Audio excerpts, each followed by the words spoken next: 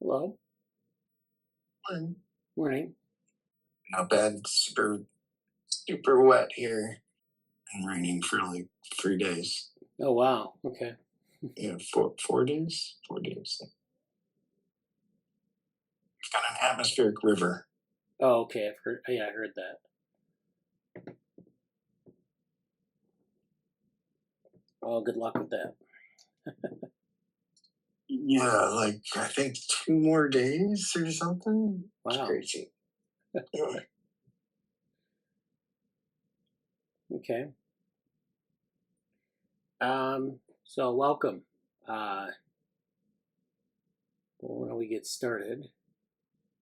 So, yeah, today we're going to talk about the NeuroAI Workshop. So last week, it was very busy. It had the NeuroAI Workshop and then the Active Inference Symposium, one after the other. And so that was fun to kind of juggle that. But the NeuroAI Workshop actually is on, it's actually been recorded, and you can go to the NIH has a website where they have recordings. I don't have the link pulled up, but I'll put it in the Slack. Sure, I'll find it. Yeah. So I want to go over like the NIH cast. Yeah, NIH cast. Yeah. So yeah, I thought it was really interesting.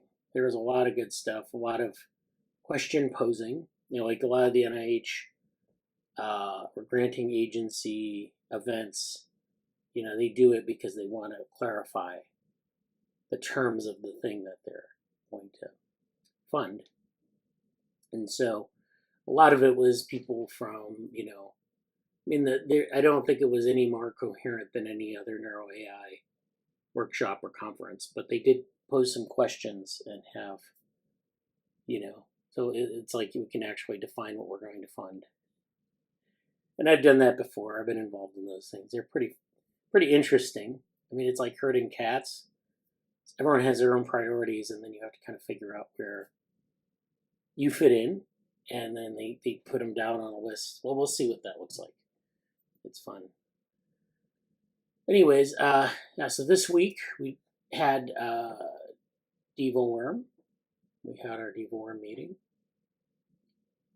and we talked a lot about mechanical or mechanobiological networks in the cell.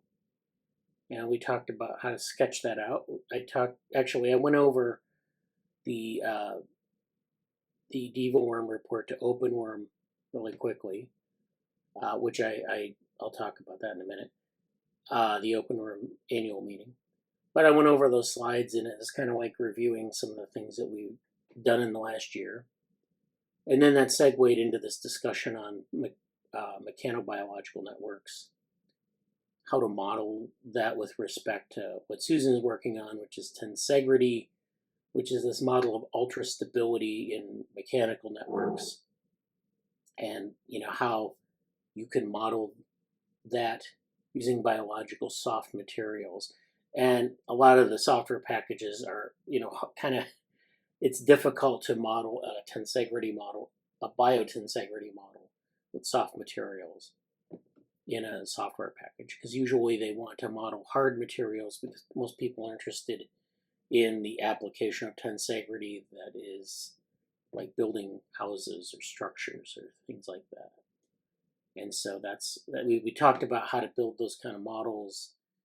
And then we talked about like the hypergraph stuff that we've been doing in DevoWorm and how we could build like a mechanobiological hypergraph, basically. So I've been thinking about that for all week. And so maybe we'll get back to that. We also, then Tuesday I had the OpenWorm annual meeting, which was good. That's every year we meet with the board of directors at OpenWorm, and then we have people in OpenWorm who, show their work. So there were a couple people who had done a lot of work, DevoWorm included. So DevoWorm had a presentation there. We talked about things that we've done the last year in DevoWorm.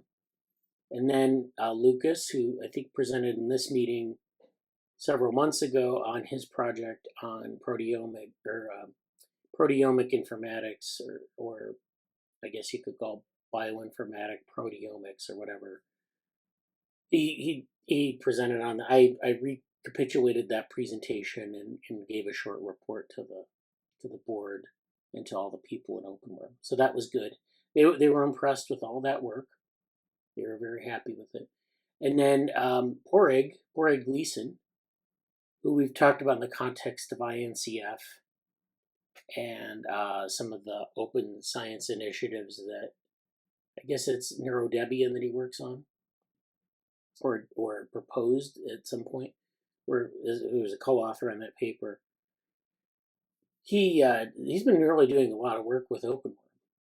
They've been developing, for example, some connectome tools, and so they've been developing. It's kind of like taking all the connectome data sets.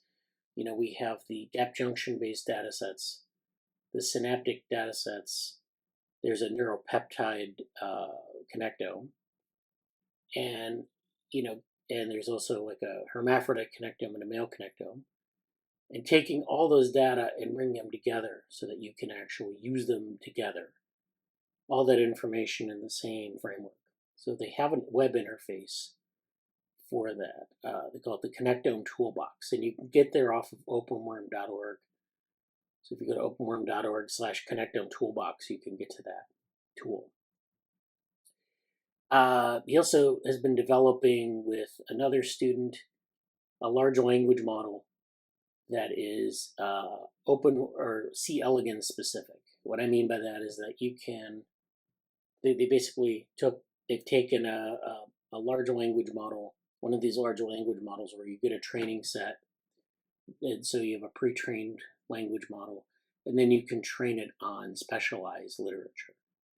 So I think we talked about this with the Levinbot at one point, where someone took Michael Levin's work and they trained a large language model that was pre-trained with, English language trained material, and they developed this bot that would like answer questions in the style of Michael Levin based on his papers and things like that. So you can do that with OpenWorm now too, or at least with the C. elegans literature. So if you want to know, for example, what a precursor of a certain neuron is in the connectome, you can find that out. And it brings up the answer. So I was playing with it a bit. That was nice. It was a nice tool. So yeah, Padraig's been doing a lot of work. He's been getting funded through various agencies. I think he's got students working on different initiatives. So he's really been making a lot of progress on things. And then Vahid Gayumi, who joined us in DevoWorm back in the earlier part of 2024, he's been working on some things too, and he had mentioned some things that he was working on. So that is where we are with OpenWorm. So it's still very active. There was a lot of discussion about how to stay relevant, because there are a lot of projects that are going on. They're kind of nibbling at the edges of what OpenWorm is doing, where there's an interest in doing what OpenWorm is doing, and getting people aware of those tools, or even collaborating with people who are doing things that are complementary. I think we've discussed this in DevoWorm quite a bit. So you go back to those meetings and you'll see that, there's this group out of China called MetaWorm. I think we talked about their paper, where they started to build their own tools, and then they kind of use some of OpenWorm's tools. And it's, so you get groups that want to do things, and, at what level should we be collaborating with them? Should they just be using the tools, or should we be actively collaborating, et cetera, et cetera? So that's all fun. So there's a lot going on there. So that was on Tuesday, and then on Thursday we had our cybernetics meeting where we talked about this new paper from Michael Levin on memory, and memory as sort of, where he is interesting because the paper he mentioned talked about memory as the sort of flexible system. He talked about memory with respect to sort of the salience of things rather than it being this sort of camera. And then talked about how, uh, we talked about the engram in this meeting and how there's been this search for the engram and how it's been, of varying levels of success. And then he talked about the engram as well in this paper and pointing out that the engram, may not be a thing. It may be a distributed phenomenon in these networks of encoded information and so forth. So he talked about that. And then talked about memory in the context of metamorphosis, where you go from a caterpillar to a butterfly.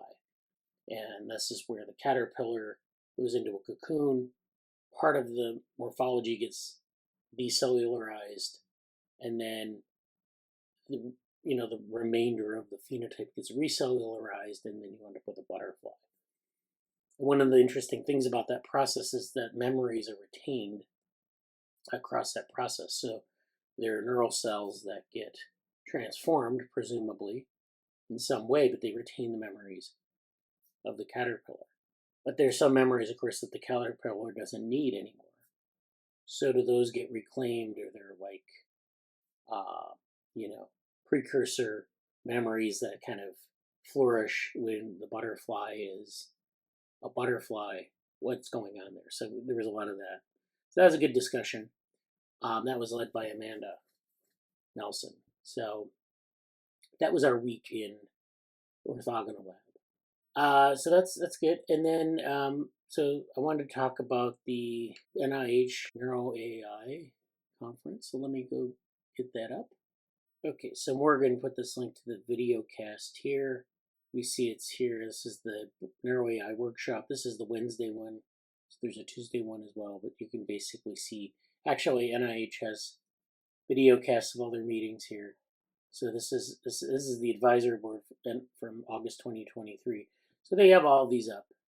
So we'll start here. This is the website here where they talk about the Brain Initiative. So the NeuroAI Workshop is kind of growing out of this Brain Initiative.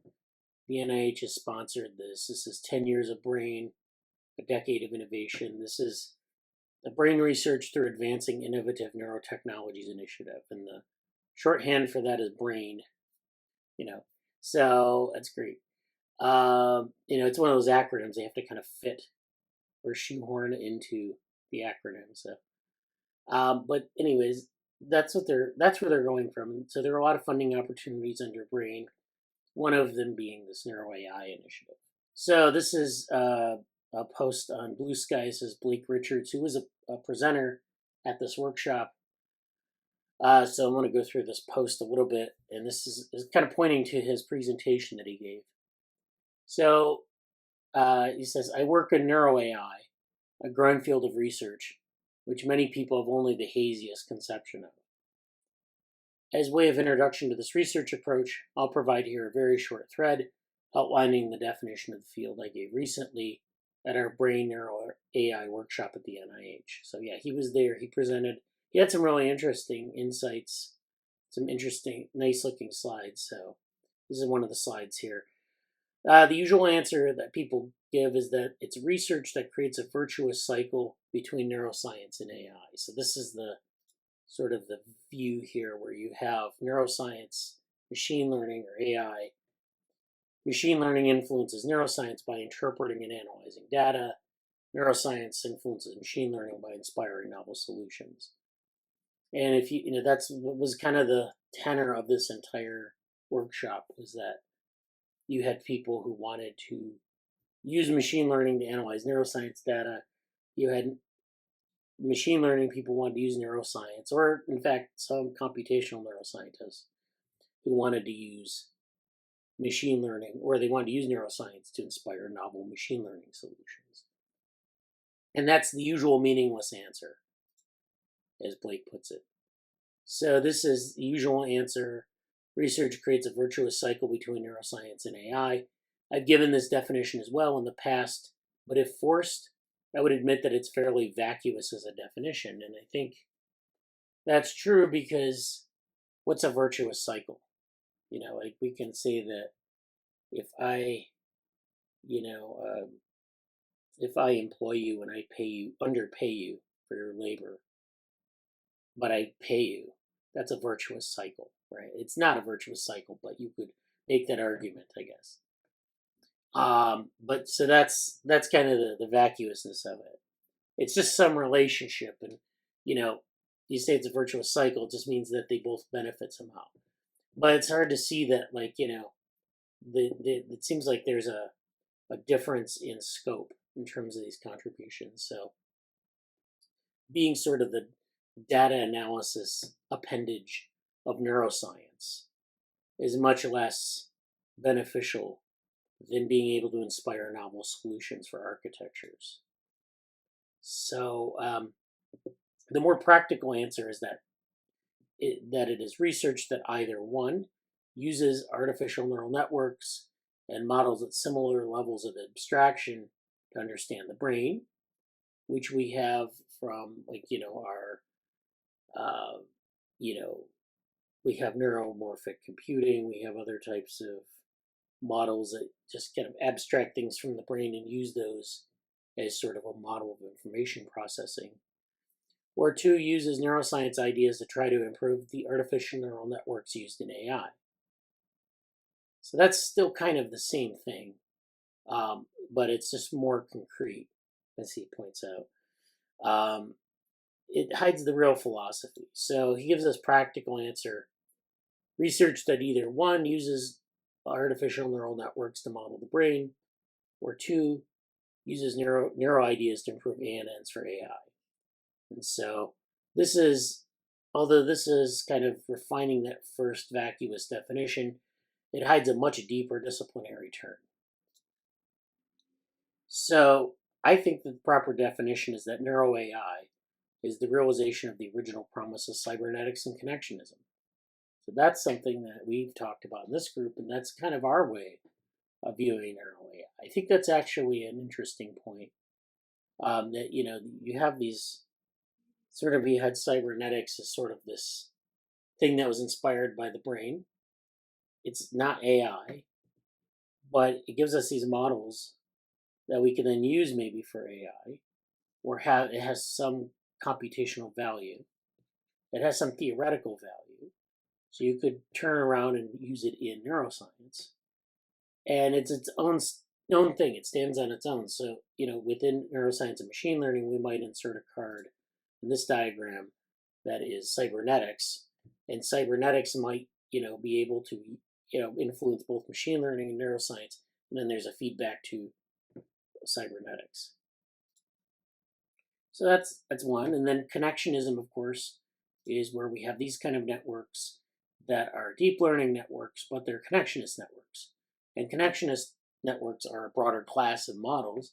So we can use that sort of connectionist philosophy to build other types of models that are influenced by the brain. So, like if we're talking about synaptic computing, synaptic computing are kind of also connectionist models, because you're connecting from, say, like a set of dendrites to the cell body. You're collecting them, you're summing them, you're performing operations on them.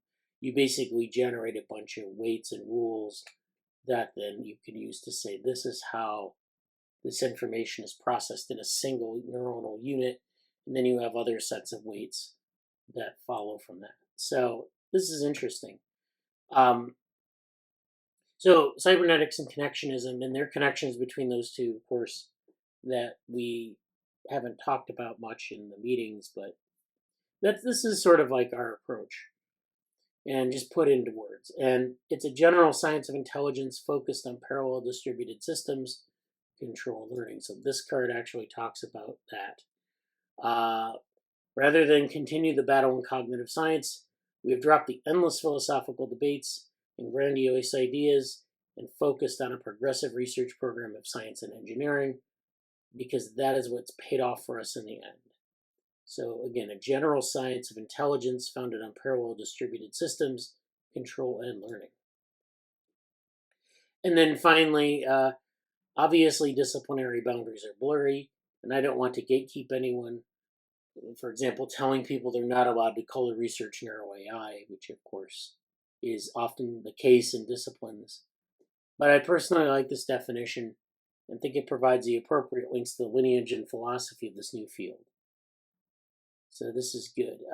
Yeah, so that's Blake Richards. And then, yeah, so that's that. And then let's go to the some of the slides that were presented there. This is the website for the Brain NeuroAI Workshop. This is the agenda. So it was split over 2 days, and they spent a lot of time on these guiding questions.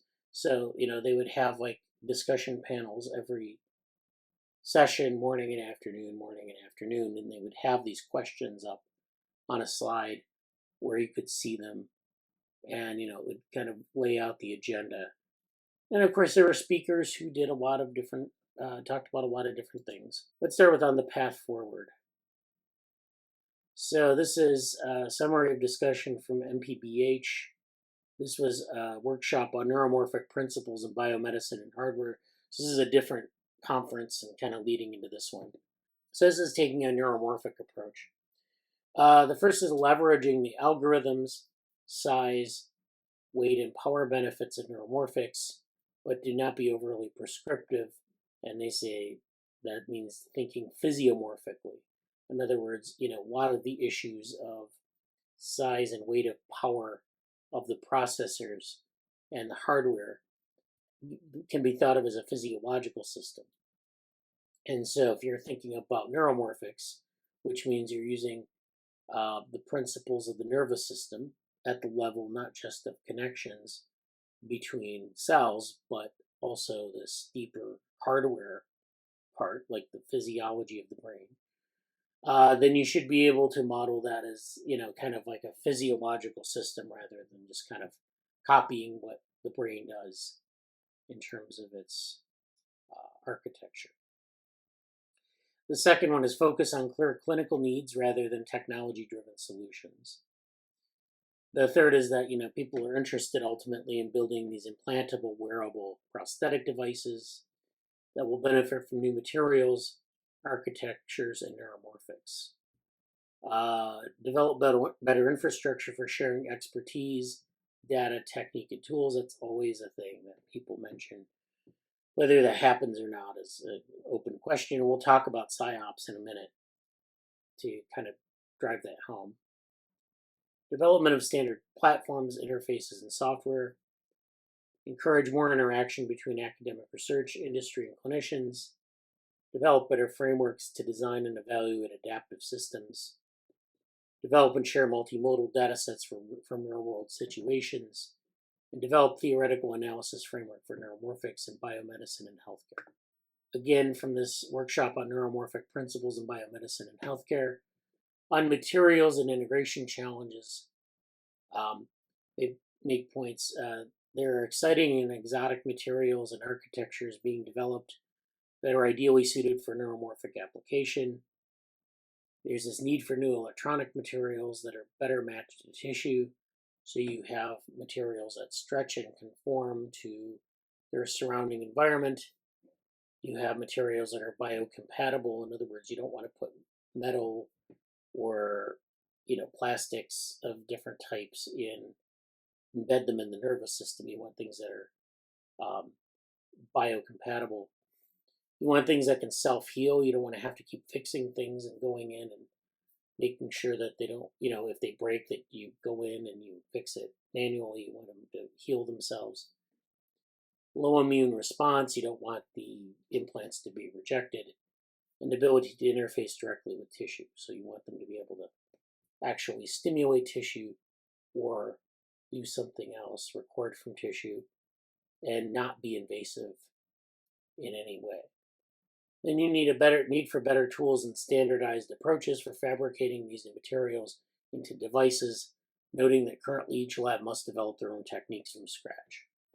This is on neuromorphic principles. Cautioned against being too precious about strict biological mimicry, suggesting a broader physiomorphic framework. So this is where you don't necessarily want to copy the biological substrate. Like, you don't want to copy neocortex. At least in this case, that's what they're suggesting. You want to have a physiomorphic system that sort of behaves like a nervous system, but isn't modeled after any specific nervous system, which makes sense because if we don't know how the brain works, we can't really replicate the brain and expect it to work. So this is, kind of moving in a direction where we at least have a good appreciation for what we have and how we can control it.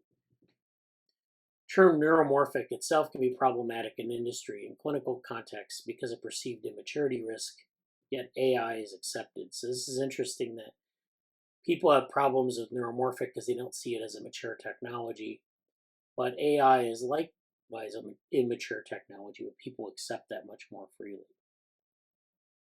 I mean, these are just things that they're pointing out.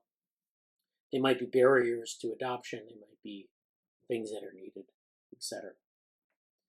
Neuromorphic principles often offer valuable approaches, needs to focus on concrete problem solving. So this is where we can mimic things that are neuromorphic. We can mimic like biological substrates, but we want to be able to solve problems with them, not just replicate them. Talking about benchmarking, this stifles creativity and discovery. Some people disagree, obviously. Benchmarking is needed to get a handle on performance, but thinking always about benchmarking and how things perform at a benchmark can also reduce your ability to make new, novel things. Then key technical advantages of neuromorphic approaches as opposed to standard AI approaches are power efficiency, which is important for, say, like implanted devices, real-time processing capability, the ability to process data with low latency directly at the sensor, natural interfacing with biological systems, speaking the same language as neural tissue, and resilience and adaptability. So how biologically inspired stochastic processing can provide robustness. It speaks to sort of the partially stochastic nature of neural activity and being able to leverage that. So this is session 4. I'll just kind of work through these as I pull these out. So session 1 was Tuesday morning, session 4 was Wednesday afternoon. This was the session that I just talked about. So again, you're talking about neuromorphics, robotics, intelligent computing. They had some goals and guiding questions. So the goals in this session were to discuss potential future NeuroAI principles and technologies, real-time personalized learning, systems with appropriate metrics, and their translation across agencies. So, this is in the NIH, so they have different initiatives like mental health, disease, other types of things, applied research. So, they want to be able to leverage it across what they're doing. Understand how other government agencies or stakeholders could benefit from BRAIN's data sets and knowledge bases, BRAIN being this initiative I just talked about. The guiding questions are threefold. So the first one is what foundational advances in NeuroAI are needed to enable energy-efficient neuromorphic computing, adaptive robotics, or intelligent neural interfaces with the potential to transform neuroscience and brain health. What kinds of metrics are needed to evaluate progress in both technical capabilities and translational impact? Number 2, what infrastructure and platforms are needed to enable innovative, scalable healthcare technologies that are affordable, secure, and user-friendly? How can BRAIN initiative resources and cross-agency partnerships accelerate this? And then 3, how can NeuroAI approaches and technologies drive reciprocal advances between fundamental neuroscience and transformative health technologies, medicine, AI, and/or robotics, while ensuring ethical use of neural data and meaningful incorporation of clinician-patient perspectives? So let me pull up the goal and guiding questions for session 2. This is exploring the structure and functional convergence of deep neural nets in brains. So this was Tuesday afternoon. The goal of this was to explore how large brain data and computational tools may enable advances in NeuroAI frameworks, theories, models, and metrics. Describing approaches for comparing natural intelligence and brain data with AI models. So this is where, again, we're kind of thinking about NeuroAI, and we're thinking beyond just kind of the frameworks to a lot of these different theories and models and ways you can put them into the world. So the guiding questions are: one, how can we develop and validate metrics for comparing biological and artificial systems that capture meaningful computational principles while avoiding overfitting to specific comparison methods or oversimplifying complex neural dynamics? So this is where we need to kind of create metrics from our NeuroAI system, and how can we make those robust? Question two, what frameworks and approaches can help identify meaningful comparisons between biological and artificial systems, considering different levels of abstraction from algorithmic principles to physical implementation? Which computational principles in brain systems are more or less difficult for NeuroAI models to capture? So this is where we have, we have to kind of first of all think about what are the computational principles in brain systems, and then two, can we capture them in our models? Question three, how can brain initiative datasets be effectively leveraged to evaluate and validate theories about shared computational principles while accounting for the different requirements of hypothesis-driven science and large-scale projects to develop NeuroAI models and resources? And then finally, what infrastructure, benchmarks, and standardized platforms will be needed to enable ethically and scientifically rigorous measurements comparing human or animal data to NeuroAI models? The questions for session one. This is defining NeuroAI for brain, which is this brain initiative, gaps, challenges, and opportunities. This was on Tuesday morning, the first session. So the goal here is to establish a vision for NeuroAI as a convergent framework where neuroscience and AI drive reciprocal advances through shared principles.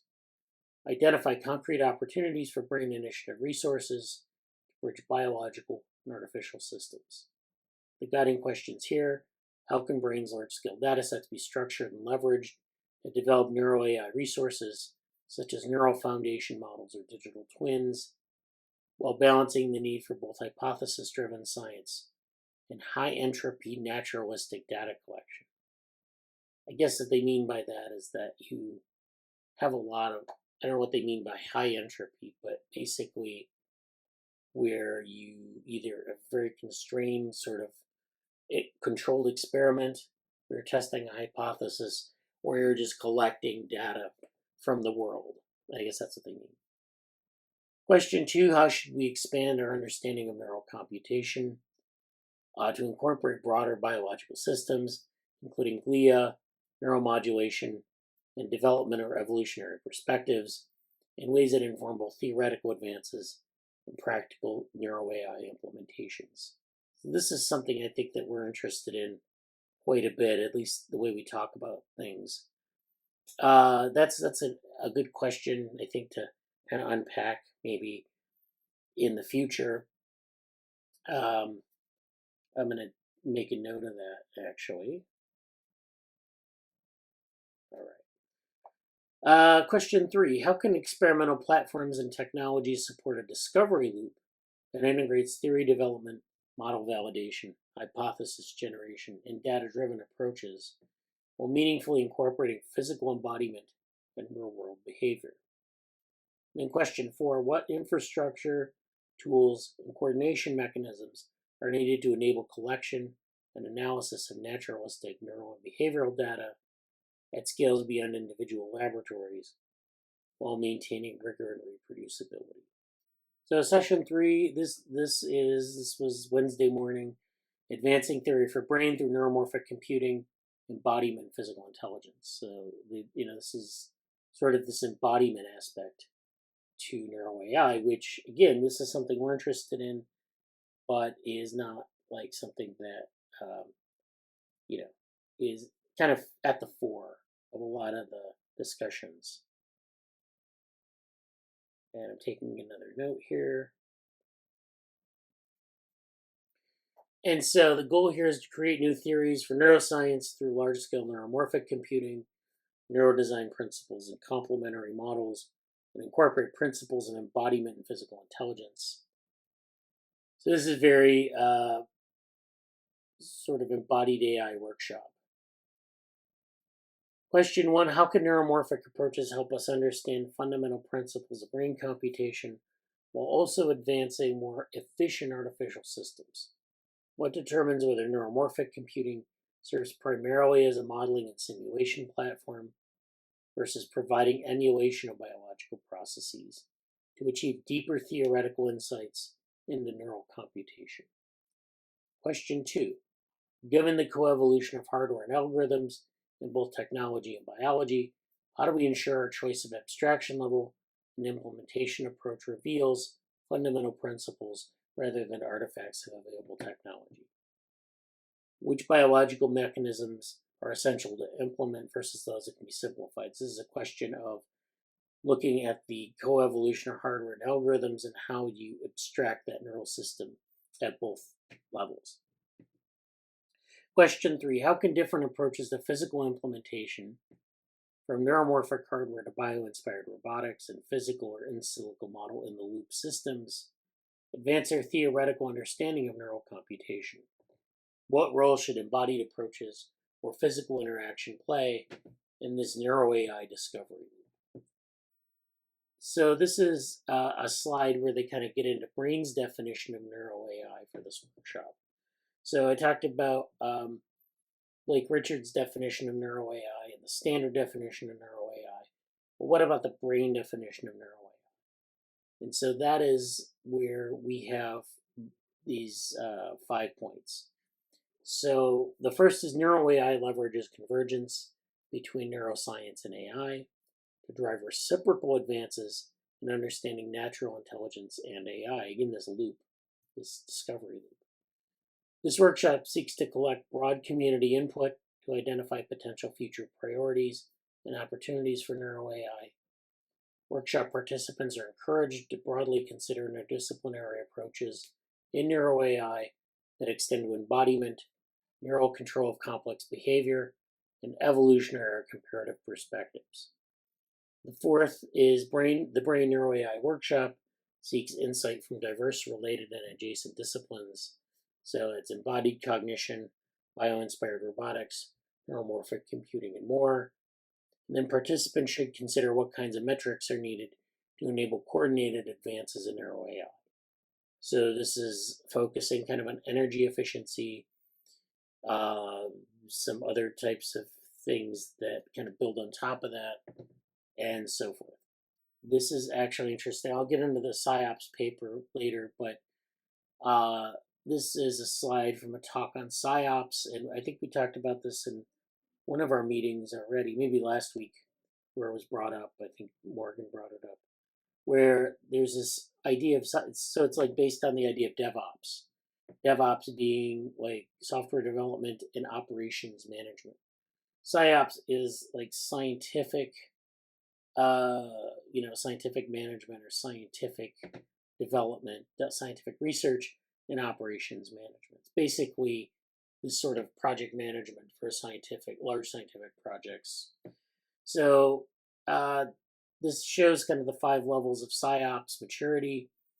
So, we have the initial level, which are ad hoc processes, bespoke development. Level 2 is managed processes or established processes. These are repeatable, role specialization, and quality control. Level 3 is defined or shareable processes, where we have open source ecosystems, fair data standards, which is the findable, accessible, interoperable, and reproducible standards, and fair workflows. Level 4 is scalable, automated workflows. This is the SciOps pipeline, collaborative environments, and team flow, which just means like workflows and teams. And then level 5 is optimizing, where you have closed loop discovery, where you have AI plus humans in the loop. So this is where you kind of use that to bootstrap new discoveries. This was another discussion on what they call AI versus NI, artificial intelligence versus natural intelligence. So this is kind of the slide where they talk about the differences here. They talk about machine learning models being with a generic regular architecture that has a weak prior. So, this is where we start with a random network. It's fully connected, or, has no structure, to something that's trained and shaped. And the generic regular architecture is this weak prior. So it doesn't predict things out of the box. It has to build predictions from the training. And he calls this the blob, which means that it's not shaped in any way. And of course, in natural intelligence, we know that development can shape neural architectures in various ways. There are various aspects of innate abilities or innate structures that are formed. And so we have a starting point that's very different. Then there's this other point, hope to force differentiation emergently through data-intensive task-specific learning, and that's called shallow adaptation, which is what we have with AI. So we use a lot of data, we kind of shove it down the model's throat. We use task-specific learning, and that's shallow adaptation because it doesn't necessarily generalize, nor does it provide any real insight. It's just a lot of data. So the problems with AI versus natural intelligence: number one, the models are task domain specific. The second is going from scratch to complex functionality is hard and data compute intensive. Number three is no control over the model that emerges. We get weird models of things. Number four is risk of unnatural and abrupt latent failure modes. Again, it's brittleness, it's not robust. And then ML-based views are unlikely to scale well to complex general intelligence. These include, we have multimodal models, but then the ones that are unlikely to scale well are model merging, convergent learning, and the bitter lesson from Sutton. So interesting kind of summary of what those differences are.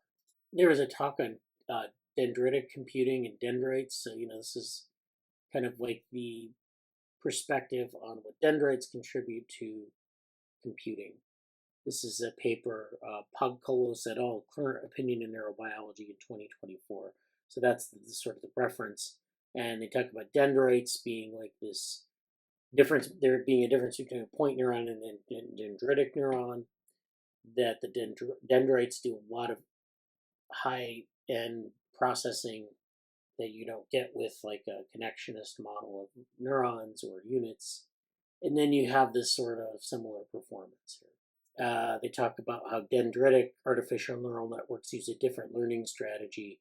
So dendritic ANN has mixed selective nodes.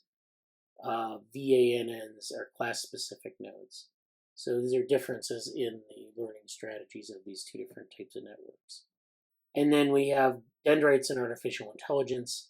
This just shows some of the things that dendrites can sort of contribute to this area. So you have a dendritic input versus a somatic input. It can do things like multiplexing, credit assignment, and error backpropagation.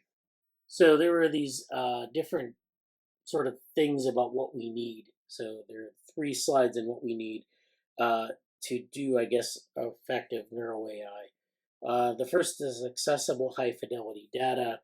So, this speaks to open data and some of the standards and databases that we have, such as Dandy, NeuroData Without Borders, and BIDS. These are all tools that we have. It's nice that we have these things, but it's kind of difficult still to use them in multiple contexts. Plus, people share their own data from their own labs and they have to fit them into these frameworks. So that's, and then we have small scale data sets that do not differentiate between models. We need more data collected with models in mind, and we need to consider the signal to noise ratio of our data sets. And then we have opportunities for both breadth, to build both breadth and depth, breadth being multi-system and multi-domain, depth being causal manipulations and detailed neural activity. So we can sample from a wide range of neural processes or look deeply at one neural process and get the causal aspects of it and the detailed neural activity correct. We need both of those really to do effective NeuroAI. What we need too is comparable model testing. So we don't have to or should not agree on how to build the next best models, but we do need a clear measure if a model delta, which means the difference between two models, leads to robust improvements. And so we need benchmarks for this. This is where he talks about brain score, which is this competition where they tried to find benchmarks for different, looking at different models and how they compare to, I think it's neuroimaging data, but basically they have this brain score website that he was referencing. And then what we need 3 are models of brain intricacies. So we need to have this sort of breadth and depth. We need a breadth, which is complex cognition. So if we want to think about language, we don't want to just think about the language centers. We want to think about knowledge and reasoning. We, in fact, want to think about the entire language network. And we want to think about things like emotions and social inferences and multimodal processing and all these other things that go into, say, like language. And so instead of just having like some sort of transformer to use in a language model, we want to have these neural systems that are very wide. And then we want to have depth or biological detail. So we want to know where things happen in the brain, what mechanisms are indeed responsible for them. We want to have models of embodiment and biophysics. So we want to have all of this biological detail as well. So one of our goals in NeuroAI, and I thought this was interesting, was where we're trying to understand the emergent phenomena in biological brains. So it means that, we have, of course, this emergent phenomena in brains. We have things like population activity and plasticity rules that kind of grow out of the representation we use for the brain. And of course, we know that different neurons will, contribute to these collective representations that we can then use. So our models of current AI are based on sort of the computational principles of brains, representation. But we know that that's, kind of built from parts, from neural activity. And so there's this emergent aspect that we need to capture better. And so, we have all these different modalities and tasks and different things happening at the neural level, and somehow that builds a representation that we then use. In AI, we just simply use that representation and don't worry so much about the details. But NeuroAI, we want to understand those details. And perhaps that helps us to refine our representation. So there was a lot of talk about dendrites. This is Hobena Bolahin, who's done a lot of neuromorphic computing work. And he has this paper, Dendrocentric Learning for Synthetic Intelligence. So this is a good paper where it talks a lot about sort of the neuromorphic aspect of, synthetic intelligence, how you can kind of work on both this aspect of being biologically relevant, biologically salient, but also working on problems like energy consumption and things like that. So there was some talk of, using insect nervous systems as sort of inspiration. And one of the slides in that talk was a slide on neuro-inspired ingredients that are missing. So, we have a number of things that we don't really have in our current models of artificial intelligence, artificial neural networks. One of these is neuromodulation. So we might have a network topology that is, something we don't change. We don't change the weights per se. We don't change the topology. But what we do change is the function. And so it might be that we need to have like a certain set of weights and a secondary set of weights to manage this neuromodulation. And of course, we know that neuromodulation is controlled by hormones, other types of neurochemicals, neuropeptides. So we have this model for doing that. And we have the neuropeptidergic connectome for C. elegans as just an example of this sort of thing, where we can actually incorporate neuromodulation into our models. We also have things like rhythms and oscillations, which are not particularly useful for, say, like DNNs or other types of neural networks, but are important for robotics because we're trying to model an output of movement often, or some other behavior that's embodied. And so that's an important part. We also say there's a special role of inhibition. There's recurrence feedback, There are different cell types that need to be modeled. So, not all cells are generic cells. They have different functions, they have different morphologies, etc. There's also non-synaptic signaling and dendritic computation. So those are they stress those two things quite a bit in the workshop. This is the path forward, intentional alignment of AI, neuroscience, and cognitive science. This is actually a nice diagram because it shows kind of how these things kind of overlap. So it's not just NeuroAI now, it's Neuro+CogAI. So you have neuroscience where you have neural data as the contribution. You have structural priors, which come from cognitive science. And then you have your DNN models, which come from AI. So you have this overlap where you have neural data informing DNN models, but then cognitive science provides your structural priors. And together you can build, a nice set of models. So I think that's interesting. They included cognitive science in here. And, it's interesting that they think of this as this sort of intentional alignment. So this is Blake Richards' talk. I talked about Blake Richards' take on this before. He talks about NeuroAI as being this general science of intelligence, founded on parallel distributed systems, control, and learning. And then he makes this other statement: rather than continue the battle on cognitive science, we have dropped the endless philosophical debates and grandiose ideas and focused on a progressive research program of science and engineering, because that is what's paid off for us in the end. And he makes this other kind of appeal, kind of about cybernetics and connectionism, which we talked about. He does mention that, we have to think about it in terms of cybernetics and connectionism, I think, which are kind of the two main insights. We don't talk about very much in NeuroAI. But then in their original form, cybernetics and connectionism oversold and underdelivered. So this is where, cybernetics wanted to be the sort of catch-all methodology for everything from neuroscience to economics. Connectionism was kind of like that too, where they built these connectionist networks and they wanted to solve every problem with it. And so it was oversold and underdelivered. So needless to say, neither of these approaches did that, or did the things that they promised. And so that's maybe a lesson for NeuroAI, first of all. But also that it's a lesson for, what is the legacy of cybernetics and connectionism. And so in the face of these grandiose ideas, the clear arguments made by people like Minsky, Simon, Papert, Chomsky, etc., were more convincing than the weak demonstrations provided by people like Rosenblatt, Wiener, McCullough, etc. So this is interesting. He's making this point that sort of the GoFi people, or the good old-fashioned AI people, Minsky, Simon, Papert, Chomsky, they actually were able to sort of build things and put them out into the world and make arguments for intelligence that were much better than the weak demonstrations provided by Rosenblatt, Wiener, McCullough, which are more in the neuroscience camp, or in the perceptron camp, which is kind of in the neuroscience camp.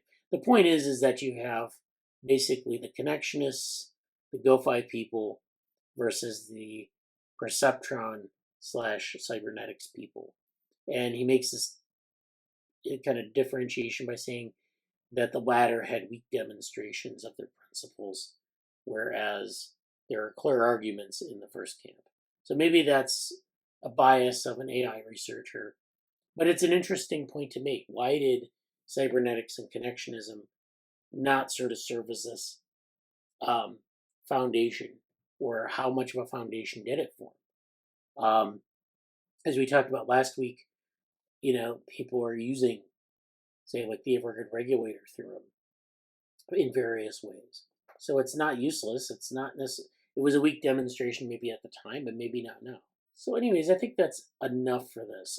It's very interesting. I think it frames a lot of things we've been talking about. It has a lot of, there's a lot to follow up on, but it was a very good workshop. And I recommend watching it on the NIH cast. Yeah, I got to only see a little bit of the whole thing, and I'm glad this recap, you picked several interesting things to share. So I don't know if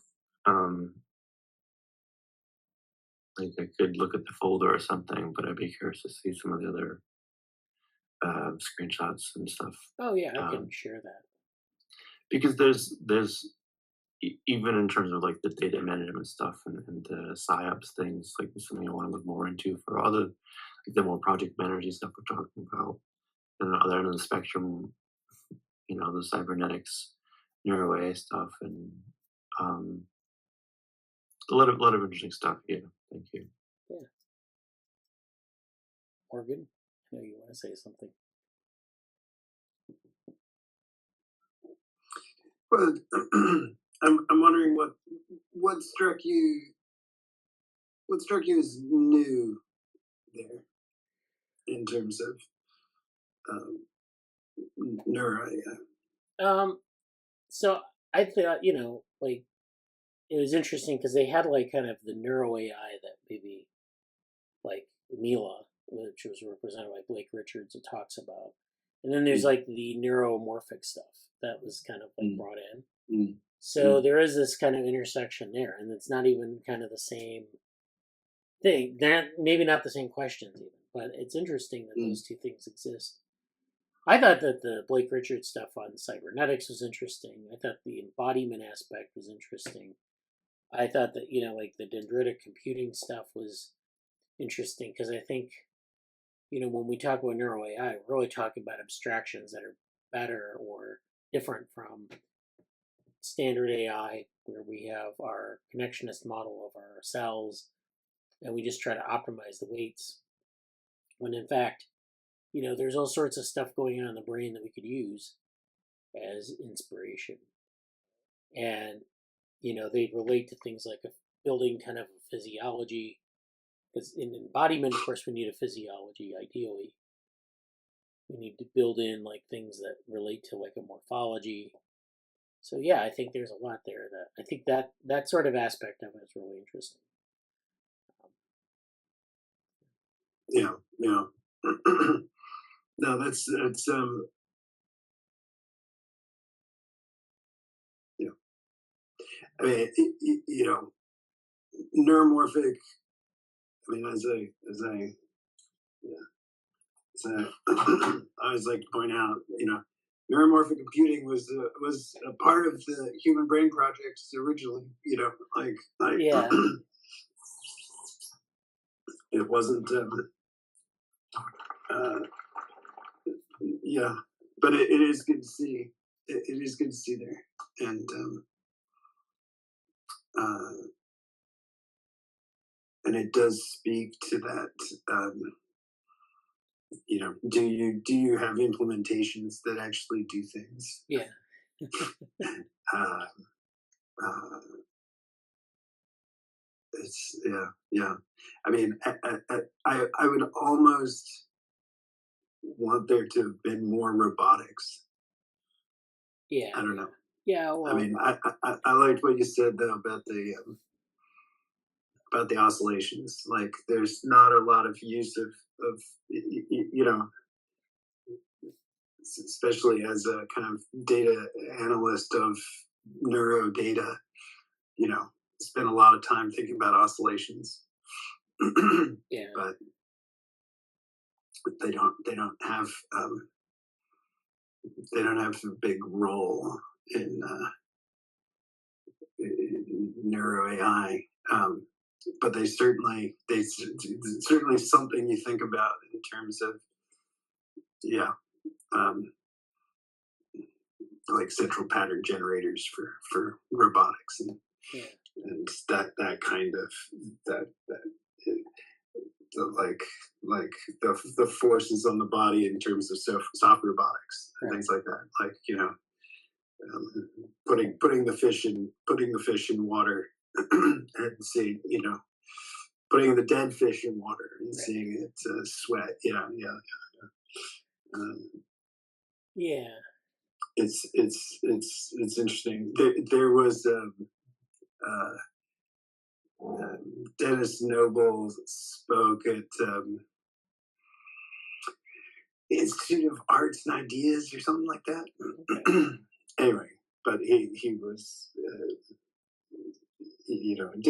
doing his normal thing of saying that genetics is all wrong.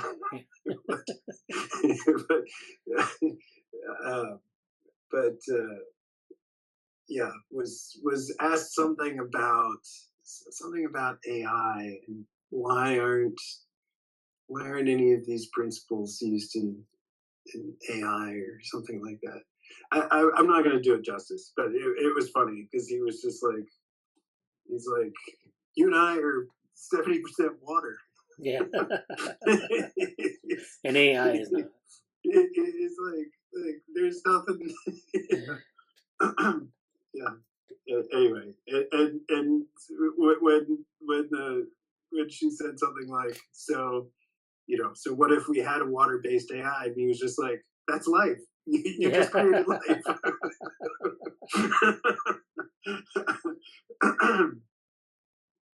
But it just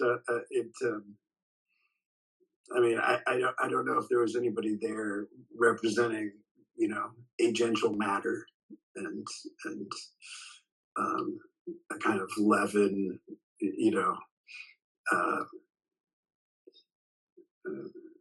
a kind of greater multi-scale perspective, like Levin, in terms of I mean, especially in terms of the kind of the things in addition to the kind of multi-scale and things like that, but just like the introspection and some of the things we talked about, like that DARPA's trying to build into robotics, that again, it's just like these things all exist in kind of systems built on agential matter, but to build a robot that can assess its own damage and and do something about it, these are all things that you have to hard code in. Yeah. like DARPA's common sense challenge, which I still think is hysterical that they've got their mission icon is the robot sitting on a tree branch sawing off the branch.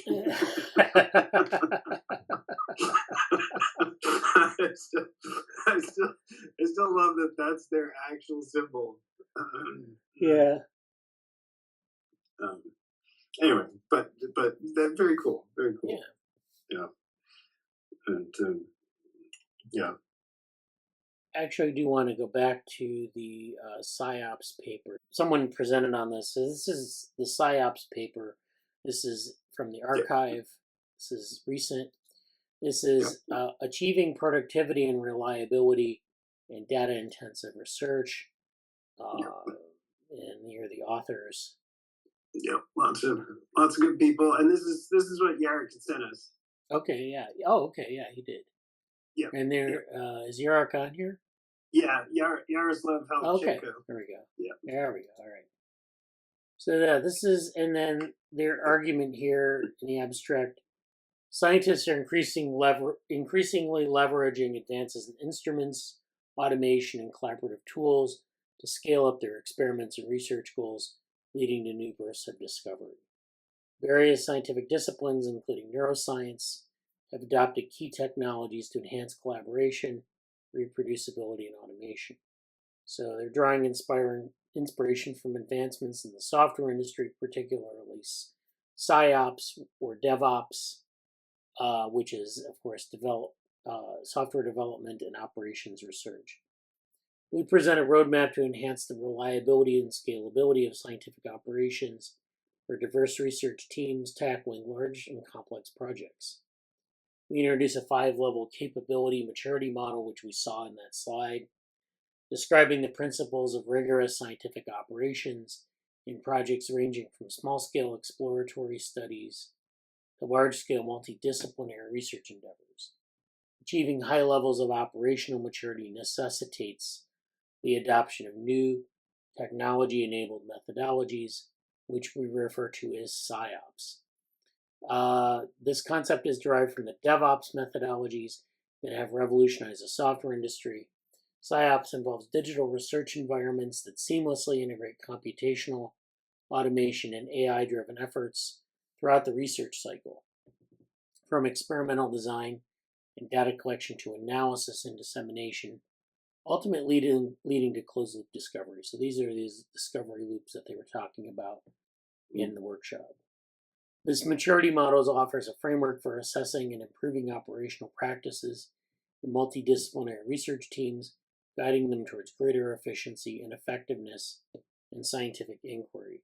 So the keywords are all kind of SciOps, DevOps, Data Ops, which is another thing in data science, ML Ops in machine learning, a capability maturity model, which is where you take the capabilities in your workflow and you assess their maturity and you try to build in greater maturity.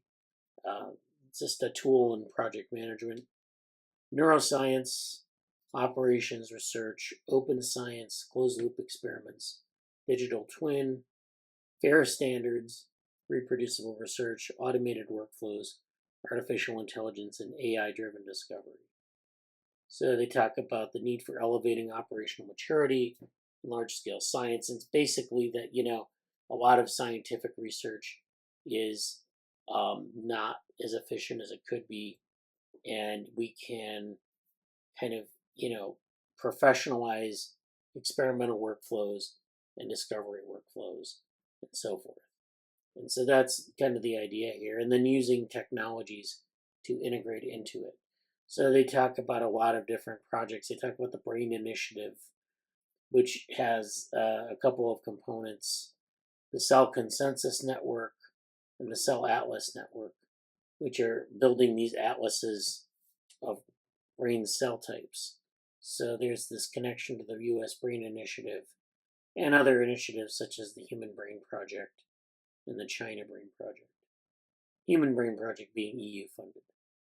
So, yeah. You were going to say something? Oh, no, I mean, I was just thinking about how,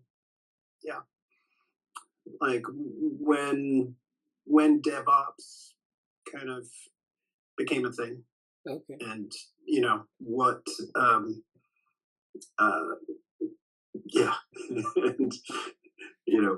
being one of those people that's old enough that can remember before DevOps.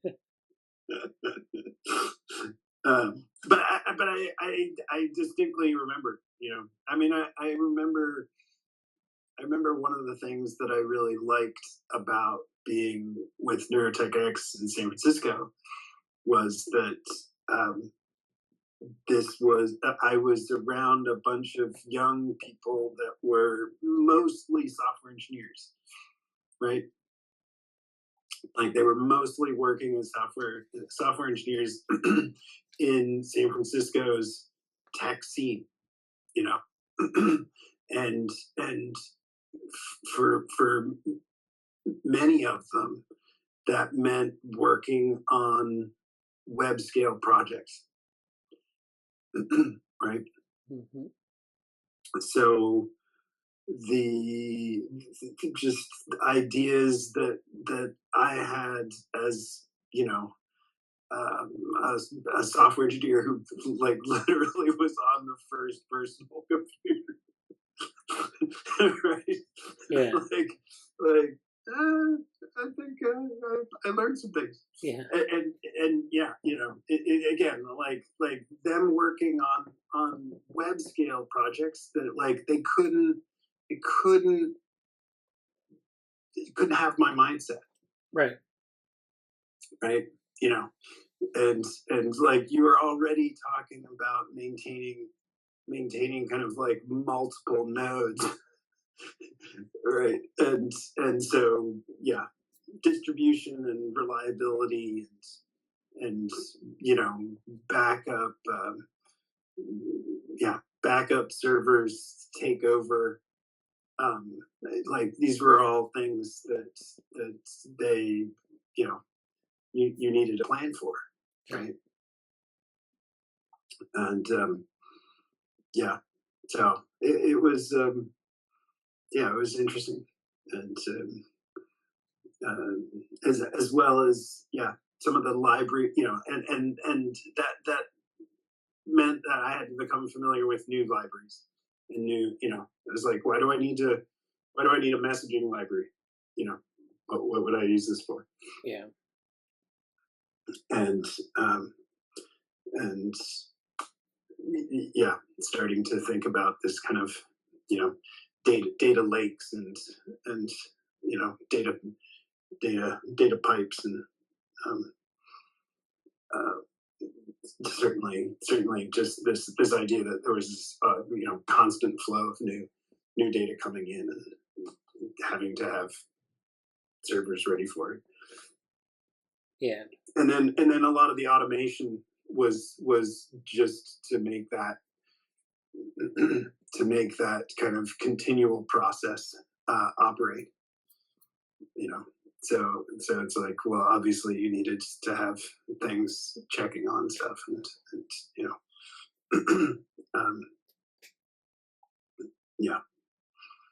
and you'd see these new services appear on Amazon Web Services that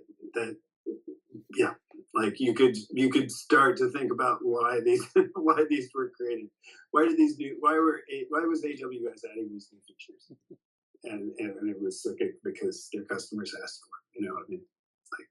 Like, so and so I obviously I'm probably closest to Human Connectome Project. I don't know what Micron's was really dealing with, but it's kind of interesting because it's like, to some degree, Human Connectome Project, as great as it is, again, like I was also quite taken with just how little data I dealt with when you think about these internet companies. Yeah.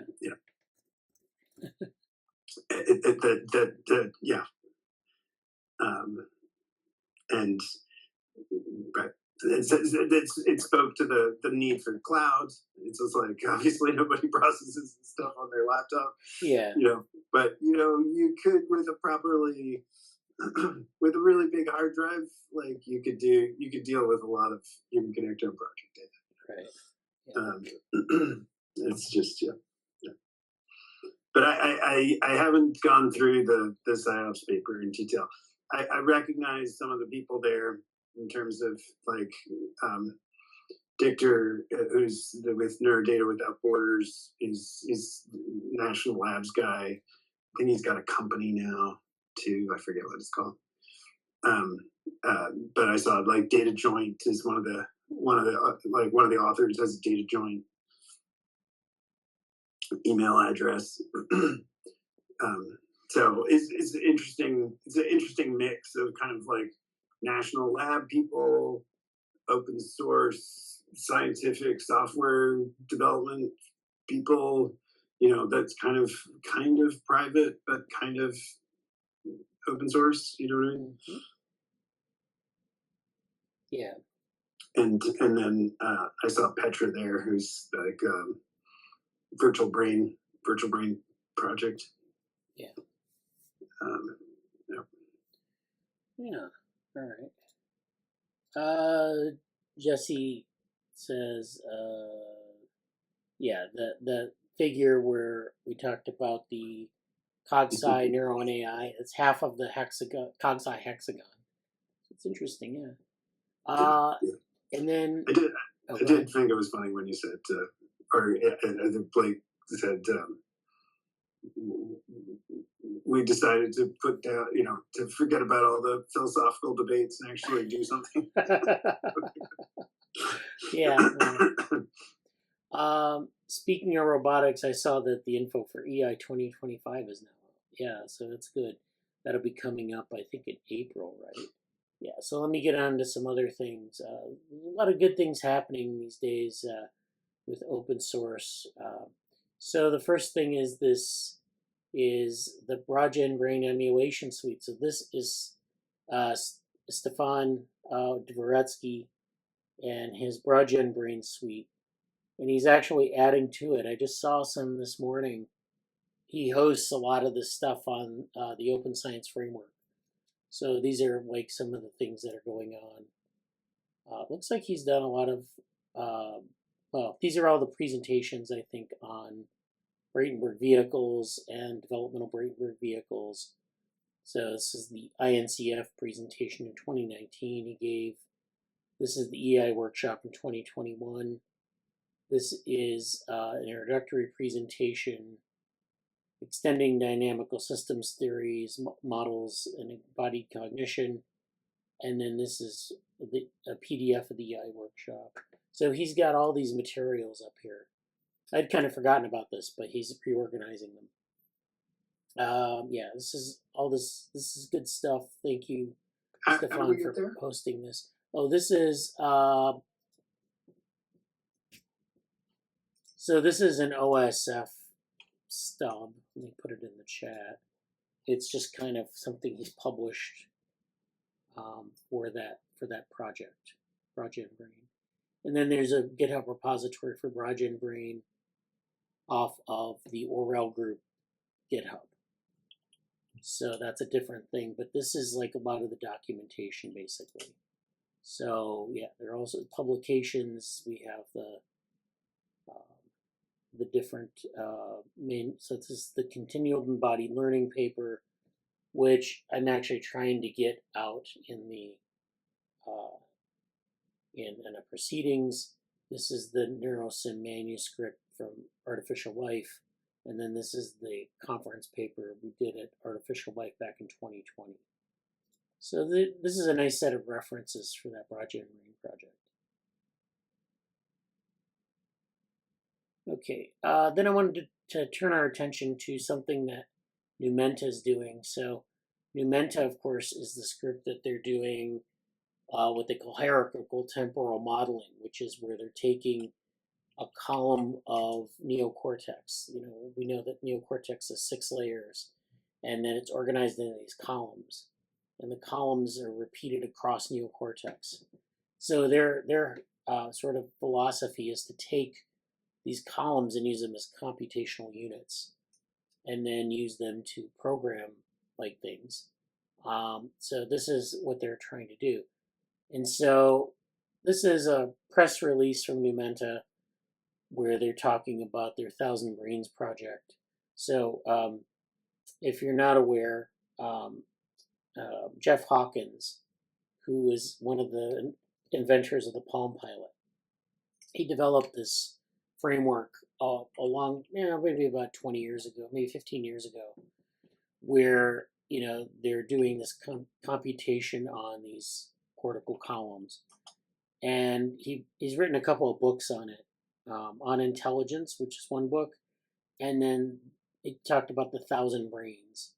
And so the 1,000 brains, I think, refers to these columns, putting these things in parallel, in parallel. And so, so this talks about Numenta launching their 1,000 Brains project, providing open source sensorimotor learning frameworks to power a fundamentally different approach to AI. So basically what they're doing is they're open sourcing this 1,000 Brains project, and they're bringing it to kind of the user. So this is Numenta Incorporated is set to make a profound impact on the field of artificial intelligence with the launch of the 1,000 Brains project. Aimed at pioneering a new era of brain-based AI that addresses the limitations of deep learning. So they've been working on this internally, and now they've released this as an open source model for sensorimotor learning based on the principles of the neocortex outlined in the 1,000 Brains theory. And this is the 1,000 Brains theory of intelligence book that Jeff Hawkins has published. So the 1,000 Brains project is here. This is, again, NeuroAI. And this is based on the 1,000 Brains theory of intelligence. Since then, we've been thinking about how to apply our insights about the neocortex to artificial intelligence. As described in the 1,000 Brains theory, it is clear that the brain works on principles fundamentally different from current AI systems.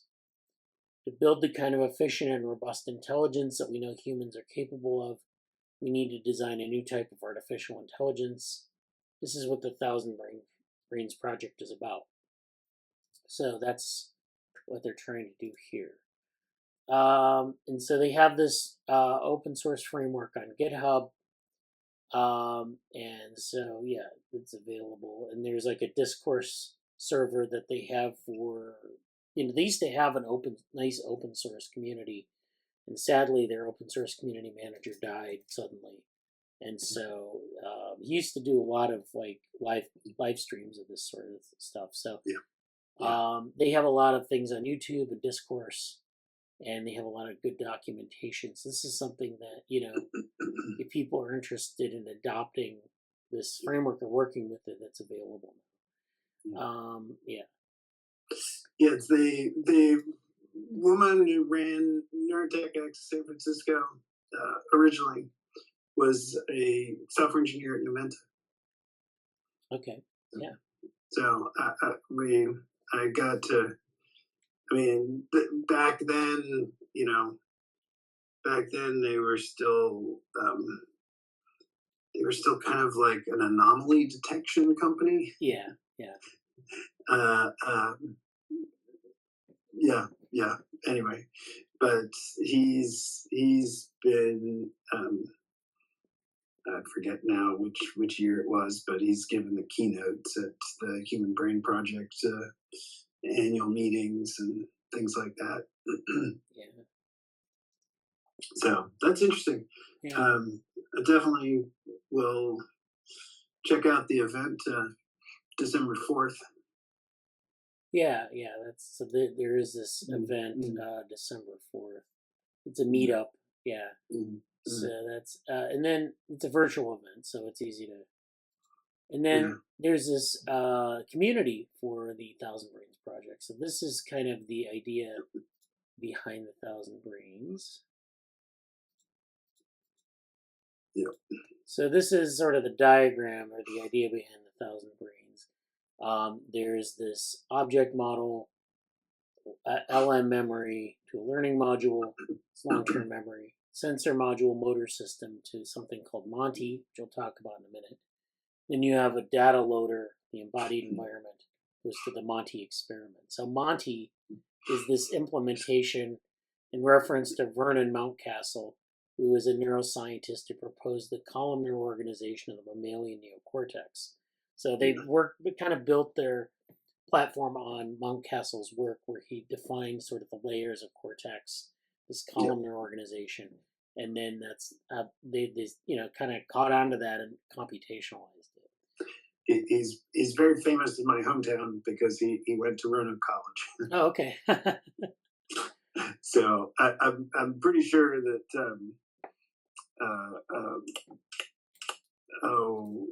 the head of the Brain Imaging Center in Virginia Tech is the Vernon Mountcastle professor of neuroscience or something like that. Wow. All right. Yeah. So that's, and then in the future there may be other implementations as part of the project. So they're starting with like the sensorimotor applications and kind of building out from there. The ultimate aim is to enable developers to build AI applications that are more intelligent, more flexible, more capable than those built using traditional deep learning methods. MONTY is our first step towards this goal and represents an open source sensorimotor learning framework. So that's there, and then they have their community, their meetups, their discourse, their documentation. This is the GitHub repository of the Thousand Brains project. This is where we have the code available. So we have the MONTY lab, which allows you to do these experiments. The TBP MONTY, which is the sensorimotor learning framework, and the COA assistant, which is something that's kind of technical. But basically, the TBP MONTY is this here, the MONTY repository, and you can find the full documentation here. So I guess you can do these kind of, you basically have a set of sensorimotor tasks. summarized in the benchmark experiments, and then you could build applications and benchmark them against those. Anytime a functional change is made to the code, these experiments are rerun and results are updated. So, it's always benchmarking things there. Yeah, so that's good. Yeah, so I don't know, I've not used it. I don't know what the, if it's really good, Yeah, if it does what you want. I'm curious, so again, like Numenta had an open source project a long time ago. Yeah. And it was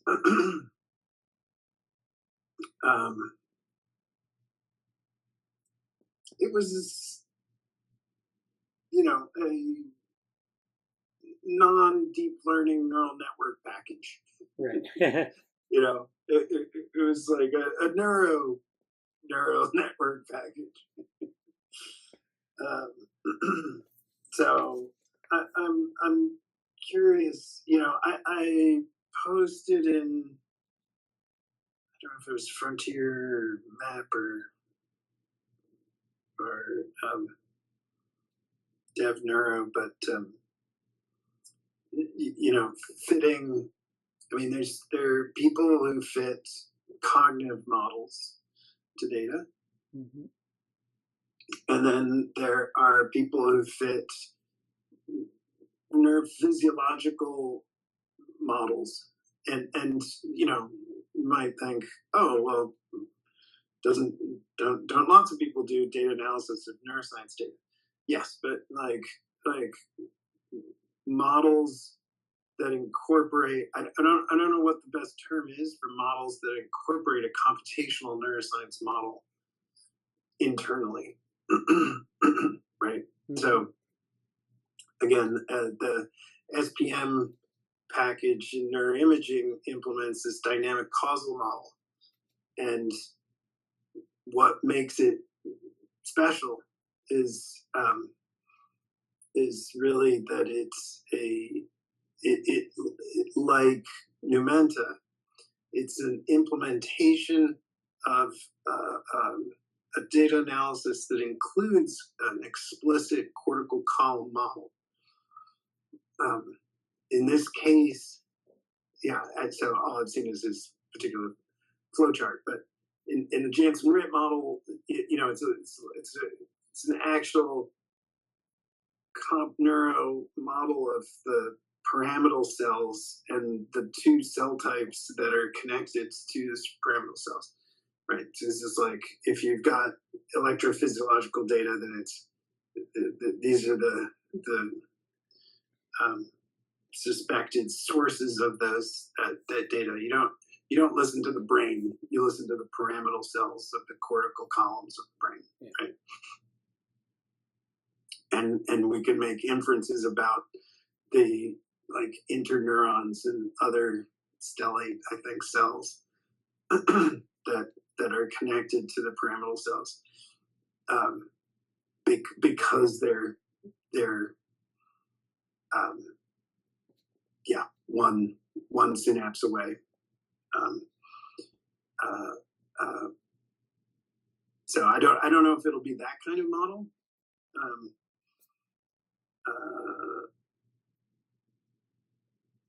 Yeah, so it's interesting, but this is cool to see. I mean, it's cool that they're doing this would be a good chance to kind of refresh or update my knowledge of what they've been doing. Yeah. They used to not only host, I can't remember the guy's name now, who was their community manager, but not only that, but they used to live stream their actual lab meetings. Right. Yeah, I remember that. Yeah, and I'm trying to remember. It's a South Asian guy who's the chief scientist there. Okay. I'm anyway. I'll check, but yeah, I wonder. Like they were always doing very you know, very like Mountcastle, very single subjects, like cell, cell modeling and data now, or like I don't even know how much data analysis they actually did. He seemed to have a lot of like postdoc level people working as simulation modeling people. Yeah. And again, it was never quite clear if they had a company or if it was just a kind of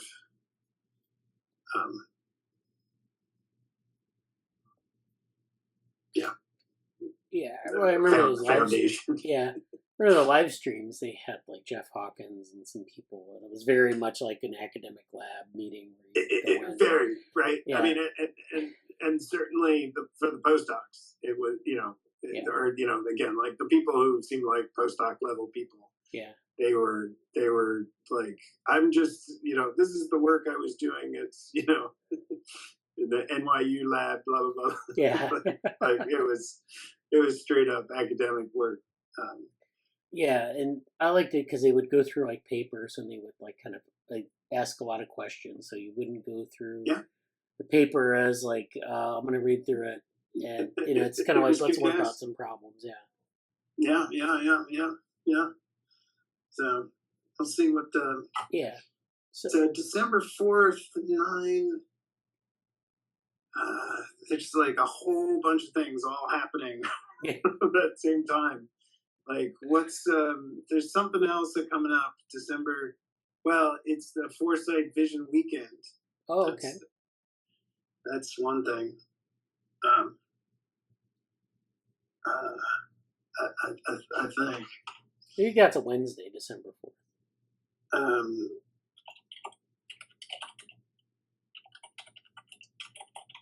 Let's see what that is. I mean, okay. Oh no. Okay. Yeah, that's 6th through the 8th. Okay. Yeah. Oh, and they've got a second one in San Juan, Puerto Rico, 21st to the 23rd. That sounds much nicer. Why would I go to that awful city I read about in the news, San Francisco? So there's something else though coming up. Like there's something else that. Anyway, I'll check. All right. You were talking about the paper. So what channel was that in? The thing you were talking about? It was in DevAI. Just check Frontier Map Project. Okay. Scroll up. No, sorry. Let me. Sorry, I'll pull my Slack up just 1 second. All right. Maybe it was DevAI. It was the paper that was focused on like there was an archive paper recently focused on like fitting SOAR and ACTAR models. Oh, that might be in Brainberg vehicles, maybe. Maybe. There was definitely some cool. So this week we actually had a meeting on Brainberg vehicles. Oh, really? Yeah. So the cognitive science reading group, or I forget what they're. What do they build themselves as? Anyway, it was really nice. We had a seminar basically on Brainberg vehicles, and that's a really nice. It's nice to read it again and just remember, what. San Francisco Cognitive Science Reading Group. Oh, okay. And speaking of cognitive science, that was also why I was laughing when I saw like that they added cognitive science. um, the yeah, just what a great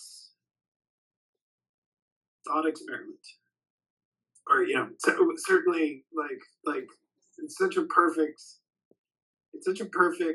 um, demonstration of something that you can easily imagine. You don't have to build this. And certainly by kind of like the middle of the by like vehicle 5 or 6, it's the loop that you've now imagined is such that like you can't imagine the complexity. Like the complexity is such that you're not going to build any of these. Yeah, I know. It's like the threshold for complexity you can understand or interpret. Yeah. I mean, certainly once he adds evolution, it's just like, okay, like, and now imagine a billion years pass. Yeah. And you're replicating this, and I thought it was really, again, I thought that it was nice to reread and just think about, some of the kind of machine learning work of Jeff Kloon's, that like in terms of, bringing in evolutionary, like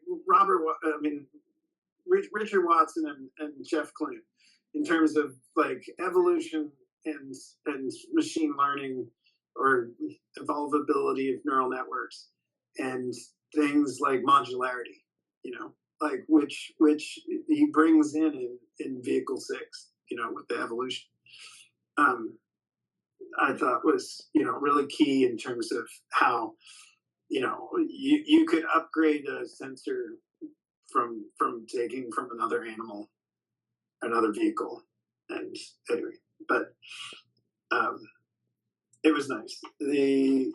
Sorry, I was looking for um,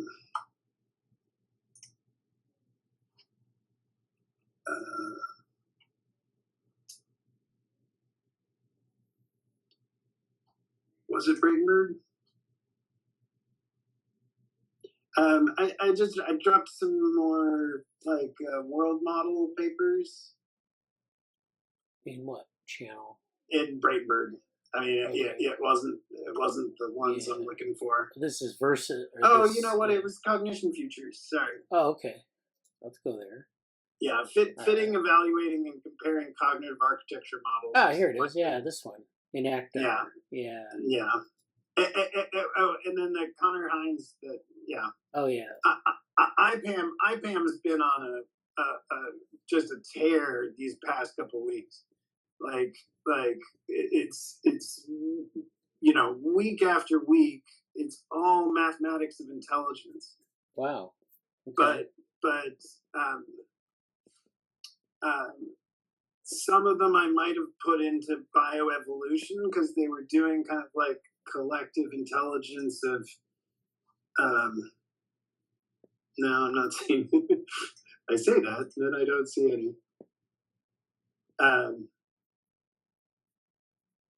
Anyway, Connor Hines there, just speaking about applied active inference, symposium kind of related material.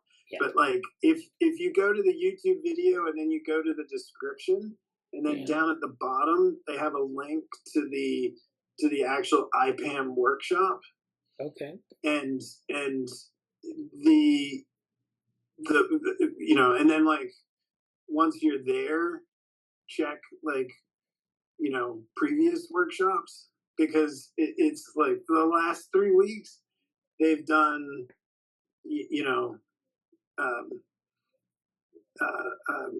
it's all mathematics of intelligence, but it's like a multi-scale workshop, like collective intelligence, like a whole bunch of social collective dynamics, the people all kinds of ethologists and things, people working on traffic patterns, people working, Yeah. like all really good stuff, really good stuff. Sorry, just yesterday, it was Joshua Vollenstein, Okay. from Hopkins, and definitely Tenenbaum, it's, there's just, together with the NeuroAI, you wouldn't get anything done. You'd just be watching lectures, but all really good. Good. Anyway, the actor, I liked this paper, just because they seem to be thinking about, actually bringing it, bringing it to, a lot of ACTAR papers are like playing on the edges of ACTAR, as opposed to, let's look at applying this to behavioral data. Yeah. Let's look at actually fitting this.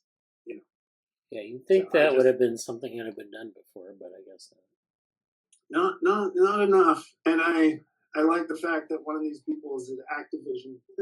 Oh, okay. That's great.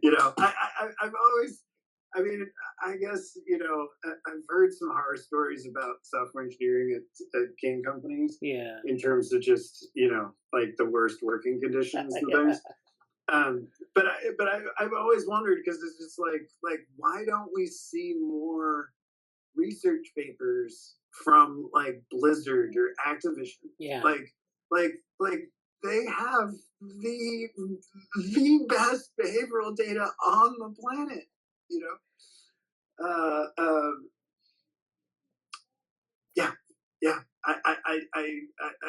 I guess part of it is that,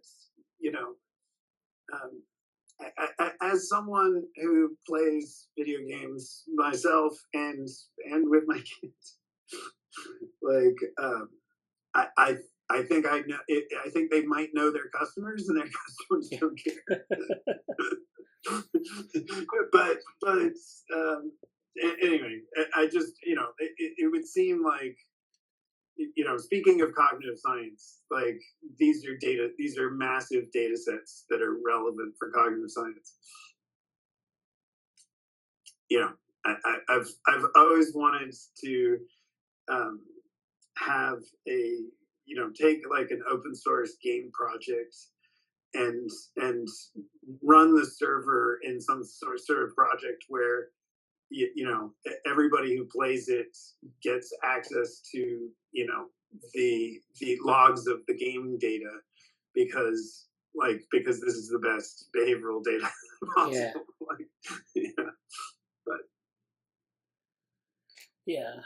so this, I assume that Microsoft and Sony are just sitting on this as big, big data sets that they can use for further products, right? Yeah, learn from, or have their AI eventually digest or something like that. Yeah.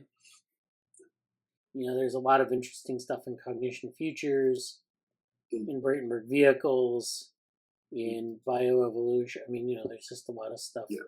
Good stuff.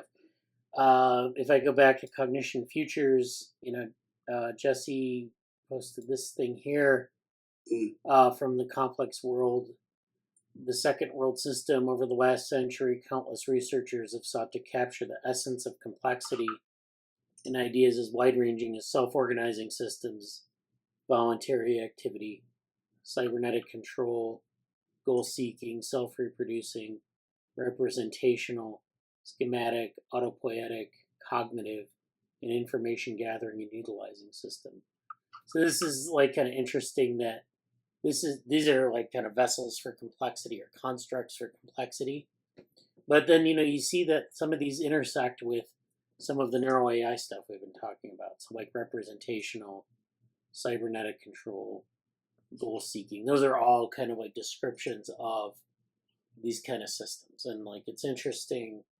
I think it's interesting that we have these constructs, and it's just kind of interesting how, we kind of, first of all, how we kind of reinvent the wheel on things, but secondly, how those things intersect from complexity theory into some of the neuro AI stuff and some of the other types of things we're doing in cognitive science and neuroscience and so forth. Can I be selfish for a minute? I had to step away for a little bit. That's and fine. we weren't. I saw the screenshot, and I don't know what other discussion happened before that. But I was obviously curious about how we got to that. You're just going to the slide. Oh, I just saw it there, and I thought it was interesting to tie things together.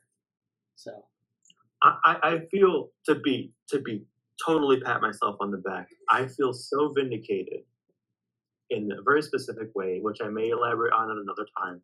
I feel so vindicated by, like, I don't have the book. Actually, I do. But his Krakauer's, it just because it to me it feels like what I said, but he uses like a different scale. And in one of my writings, the writings about vantage points, I've been using this actually much longer than that. I've been using this sort of like cell phone analogy. Like, why is it so much harder? Why do we have a cell phone? Like compared to, I would say, much more literacy about internal, internal states and subjectivity. And that's something that I'm doing for a long time, and I never really formalized, I suppose. In the Vantage Points paper, though, I say, like, yeah, there's a reason why it's easier for us to go build a spaceship and go to the moon than do other things.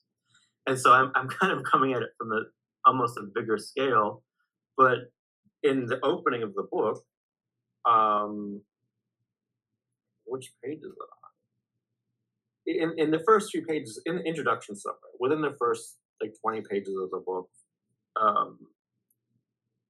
he basically uses the scale analogy at another way. He's like, well, we can totally build stuff smaller than a COVID-19 virus. We can do stuff in, I don't know, 20, 30, whatever nanometer range. And he basically go in the other direction, saying, well, why is that? Why it's not because we can't engineer something so small. It's that the COVID virus and other viruses is operating in a different way and much more complex. So he kind of goes from this other angle of saying, well, it's not just this or that. But the way he talks about it was quite interesting to me, and it felt like a congruent argument with what I made in some of the Vantage Points paper, which more about that later on. But yeah, I haven't had nearly as much time, especially this week, to go through the book. But it is interesting, and I do think I think there's something that I want to do regarding probably Levin, because Levin's sort of this a good foil, but also of a similar nature. I don't remember if we talked earlier in this meeting about the paper, Levin's memory paper that we discussed Thursday night, or we're doing. I don't want to repeat that if we did. You kind of summarized it, yeah. Okay. But Levin, there's something I need to do with Levin and David Krakauer's stuff, and I think that's gonna. I've been trying to actually formalize like a project description about what it is and that I want to do there, but yeah, suffice to say, there's something there, and I don't know. I came in and you were talking about that specific part of the book, and I kind of got what you were saying, but not really. I'm sorry to make you retrace your steps here. You're talking about the quote or something. Oh yeah, just that quote. I was talking about how this is like, we have these constructs for complexity, and how it intersects with some of the stuff we're doing in other fields like neuro AI and that sort of thing. So you could have like complexity theory is famous for having kind of new wine in old bottles. Like you get like these different frameworks that people kind of homebrew, and they kind of overlap with other, like you might have like synergetics, which overlaps with different types of dynamical systems, which overlaps with chaos theory, which overlaps with catastrophism, which overlaps with other things. It just, you could build like a map of that if you wanted to, where you just look at how these concepts kind of intersect. And like, there are like insights in each viewpoint, but they're all kind of constructs of the same types of things.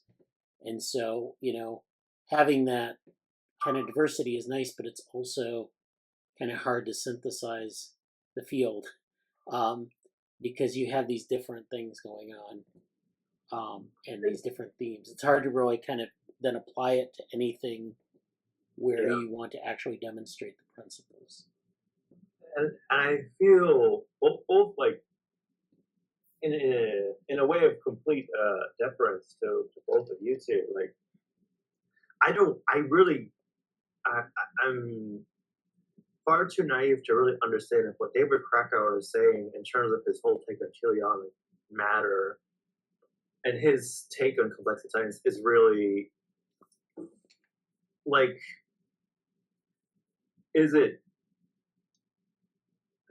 a new take on it, or is it just like a version of what Bradley just said so far, or we don't really know? Like, I don't know. Like, I think Bradley is the book, but I don't know. I don't really know what your opinion on what he's trying to do there yet is. And you don't have to. If you don't have an opinion right now, that's fine. I feel very mixed about what I'm supposed to feel about it, and I at the same time, like, I hope that's a separate question from what was I trying to say here? Well, I don't know. I guess maybe it is a similar question, but sort of like, yes, it's very weird because I think some of the better parts of what I'm interpreting as modern or contemporary or a version of complexity science is inherently going to be, it's this sort of age-old question of like, what level are you working at? Because there's reasons why it's much, like, the more concrete you are, the more close you can connect the dots between what it is you're, supposing and so on. So I don't know, like, I don't have, I'm not all in on David Krakauer's stuff yet. Yeah. Or his, like, I don't even know if it's fair to call it his take, or like his attempt to synthesize complexity science in a certain way and say this actually.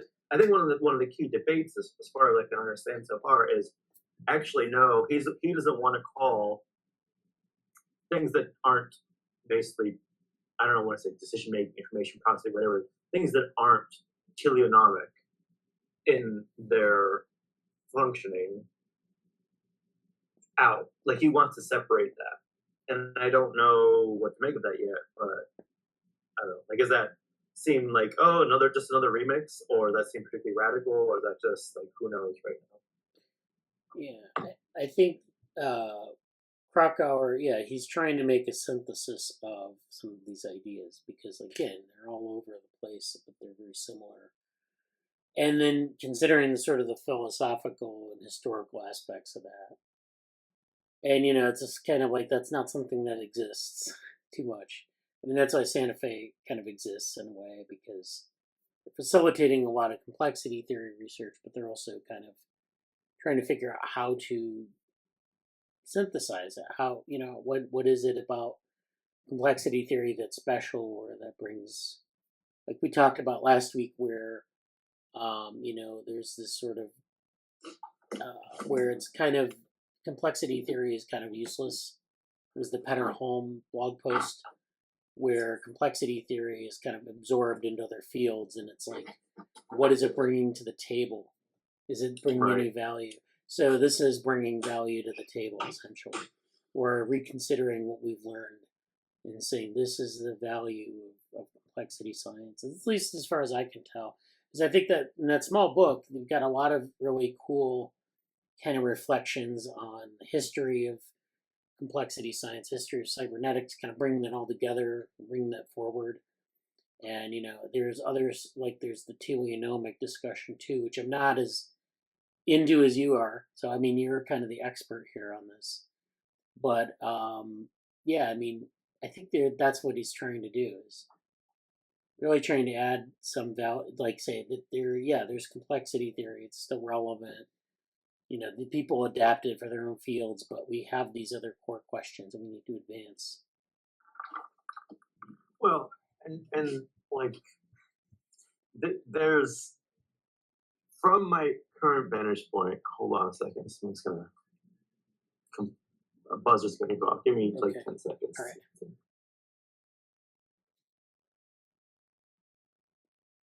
All right. Hopefully that doesn't make too much noise.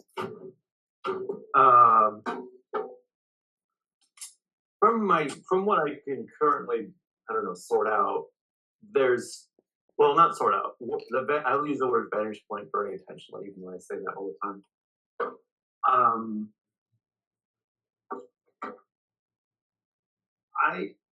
I could see things going in a few different directions, and I'm curious because part of me is, I think we can tell, like I'm very hopeful about Krakauer's vision in one sense, and I'm skeptical in others. Like I'm hopeful because I think there is a, I don't know, almost in the same vein of what's next in cognitive science, or what's beyond 4E, or what's the next version of that. I don't feel like, oh well, David Krakauer's vision for complexity science is going to revolutionize everything and give us a clear path to go. I don't quite feel that, but it's more, I think there may be something interesting in the way he's trying to divide some of the lines and what is teleonomic or not. But also, like, I mean, is it basically just saying, is it trying to splice things in a different way that's like basically like social science related stuff plus, aspects of information processing and like biological-ish too? Like there are ways that you could sort of minimize the novelty of what's going on. But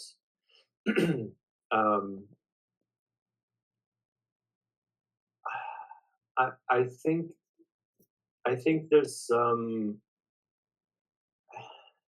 there's a way that both, and essentially in terms of like straight philosophy, and maybe it's like I guess I'll call it like the French critical crew of I mean, you can.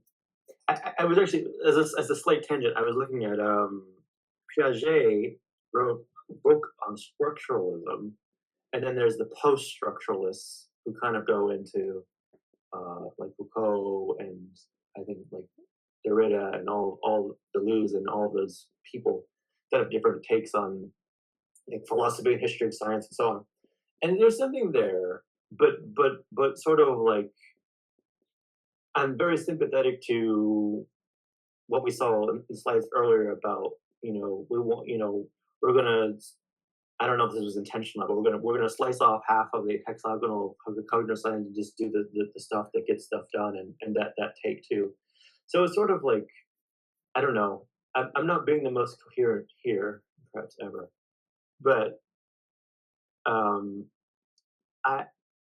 I wonder. I guess I'll put it as a question. I really wonder what the lens that Krakauer is doing can yield, and I think it has a very high ceiling and a very low floor.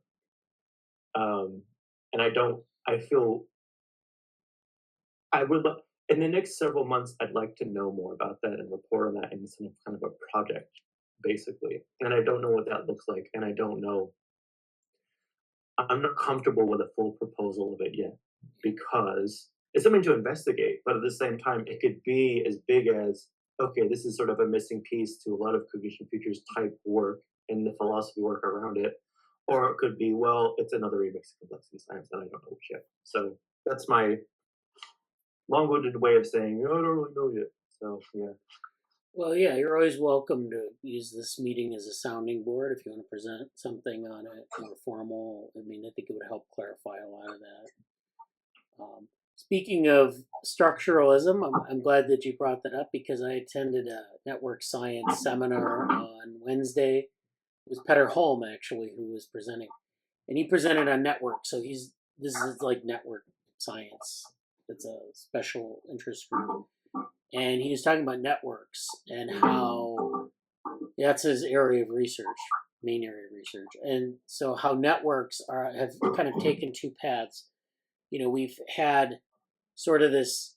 So network science has been around for decades, and it really kind of got kicked into high gear around the year 2000, where there were a number of papers released where people talked about the fundamental laws of networks. Like, we talked about small world networks, we talked about different types of modes of connectivity. And so there were these sort of, it originated in physics where people talked about universal laws of networks. So you could take like a social network and a technical network and other types of like biological networks, and they would all have these converge upon these laws of operation. So small worldedness, scale freeness, certain path length. They're all sort of preferential attachment. There are all these rules that you can find, power laws in networks that describe, it could be a social network, it could be a biological network, any kind. So that's like one type of approach to network science. And then he talked about how structuralism is actually another way you can look at networks. So, social networks, you can actually measure structuralism, the structuralism of some of your social scientists like Levi Strauss and some other people who, kind of advance this idea of structuralism in societies and culture. And then, they describe these structures. You can describe them in social networks, or you can describe them in other types of networks as well. So you can look at things like cliques and modules and other things and get a sense of, the structure. And I was thinking when I heard this kind of, he was talking about this dichotomy between universal laws and structuralism. I was thinking, I wonder where like things like post-structuralism, where do they fit into this? Or other types of approaches to network theory, like, if we're talking about chaos, where does that fit into it? So I was just, it was just really kind of food for thought. It was a great talk, but yeah, I might present on that in coming weeks because I think it's important for some of this complexity debate, and especially some of the things that we talk about what the frontiers of complexity theory are now that people have adopted a lot of these ideas into their own fields and that sort of thing. Yeah, and I look forward to that. It's I would like a goal for myself is I'd like to get to a place where I have a better sense of how I want to align myself with basically, like, am I a complexity scientist? Am I trying to push complexity science in a particular direction? Or is it sort of like saying, well, I'm a generic term. Whether or not it broadly has value, can I get to a place where I have a particular take or agenda I want to push in that space or not? And I to be determined, and hopefully we can talk about that more ahead. So I'm sure you have.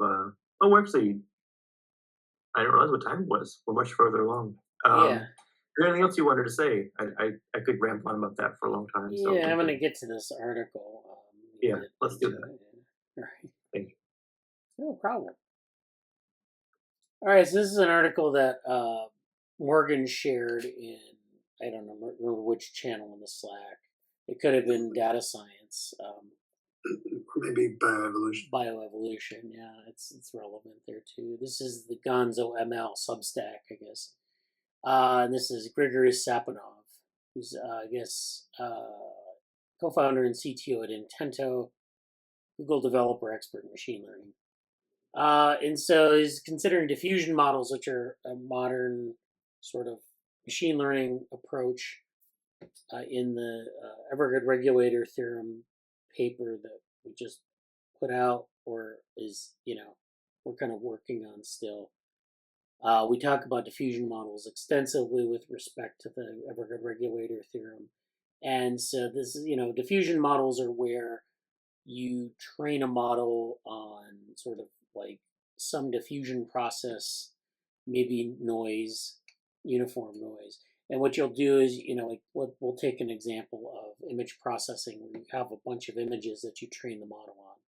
But you don't train the model just on the images. You train it on images that are progressively masked by noise. And then the idea is that this noise diffuses across the image. And then, you have this ability for the system to recover different types. So it basically improves generalizability of the model by training it on noise, by masking the image. It learns sort of the feature, variations in the features that come with increasing amounts of noise being, things being masked. So it's an interesting way to approach generalizability in training of models. So this is titled Diffusion Models or Evolutionary Algorithms. So this means that diffusion models, and there are a lot of interesting physical properties of diffusion models. Of course, we have diffusion models in physics. We have like their stochastic models. We use diffusion models for things like morphogenesis. We use diffusion models for things like looking at evolution, because you have like mutational processes that are more, very similar to diffusion models. So it's interesting making that connection, and I agree with this. This is a very important connection. So this is, I guess this is a paper by Michael Levins on it, of course. And it's actually the paper Diffusion Models or Evolutionary Algorithms. So this is the archive paper. They're using this diffusion evolution method, an evolutionary algorithm utilizing iterative denoising, as originally introduced in the context of diffusion models to heuristically refine solution and parameter spaces. So they're using this, iterative noising and denoising of, I guess some data, and they're using that to sort of corrupt the signal so that the system can learn about the signal in different ways, in its corrupted form, and then kind of better generalize things. So I'm going to read the top of the abstract. In a convergence of machine learning and biology, we revealed that diffusion models are evolutionary algorithms. By considering evolution as a denoising process and reversed evolution as diffusion, we mathematically demonstrate that diffusion models inherently perform evolutionary algorithms, naturally encompassing selection, mutation, and reproductive isolation. So these are the kinds of functions that you might have in an evolutionary algorithm. You have a mutation operator that mutates the signal. So it's much like if you're introducing noise into the signal. You're selecting for things, so you're selecting for features. And you have populations of programs that are mutated. And if you isolate them, you can, have this sort of genetic drift that allows you to find solutions that maybe you can select them sort of neutrally. So diffusion does all these things, very similar models. And so diffusion evolution efficiently identifies multiple optimal solutions and outperforms prominent mainstream evolutionary algorithms. So this is interesting that we can actually outperform evolutionary algorithms with diffusion. Furthermore, leveraging advanced concepts from diffusion models, namely latent space diffusion and accelerated sampling, we introduce latent space diffusion evolution, which finds solutions for evolutionary tasks in high-dimensional complex parameter space, while significantly reducing computational steps. This parallel between diffusion and evolution not only bridges two different fields, but also opens new avenues for mutual enhancement, raising questions about open-ended evolution, and potentially non-Gaussian or discrete diffusion models in the context of diffusion evolution. So a lot of interesting stuff here. There's also a GitHub repository here, which this is where they talk about this, where they're kind of using noise to enhance these clusters. You see that this noise is low fitness. These semi-clusters of noise is low fitness, and you increase your fitness. Yeah, so you can, the code is here. You can install it and run it. Yeah, so that's the sort of the overview of the sort of the paper and the GitHub repository that they are talking about in this post. So this is where it kind of gives some more context. An interesting paper from Michael Levin and company. This is the same Michael Levin who has been working on bioelectricity, artificial life, and many other biology-related topics. He gave a fantastic talk talking about what bodies think about bioelectric computation outside the nervous system at NeuroPS in 2018. This is the talk here.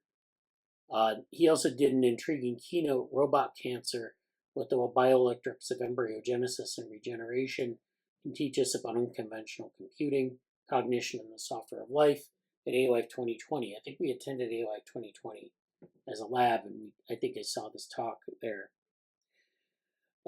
He co-authored an excellent work on cellular automata and differentiable morphogenesis. This is the still pub, the growing cellular automata.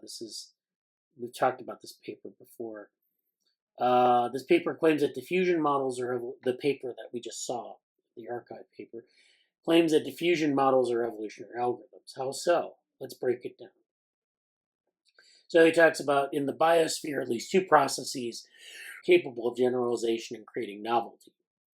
Evolution, a slow process of adaptation to the environment across generations through natural selection, and learning, a fast process allowing individuals to acquire knowledge and generalize subjective experience during their lifetime.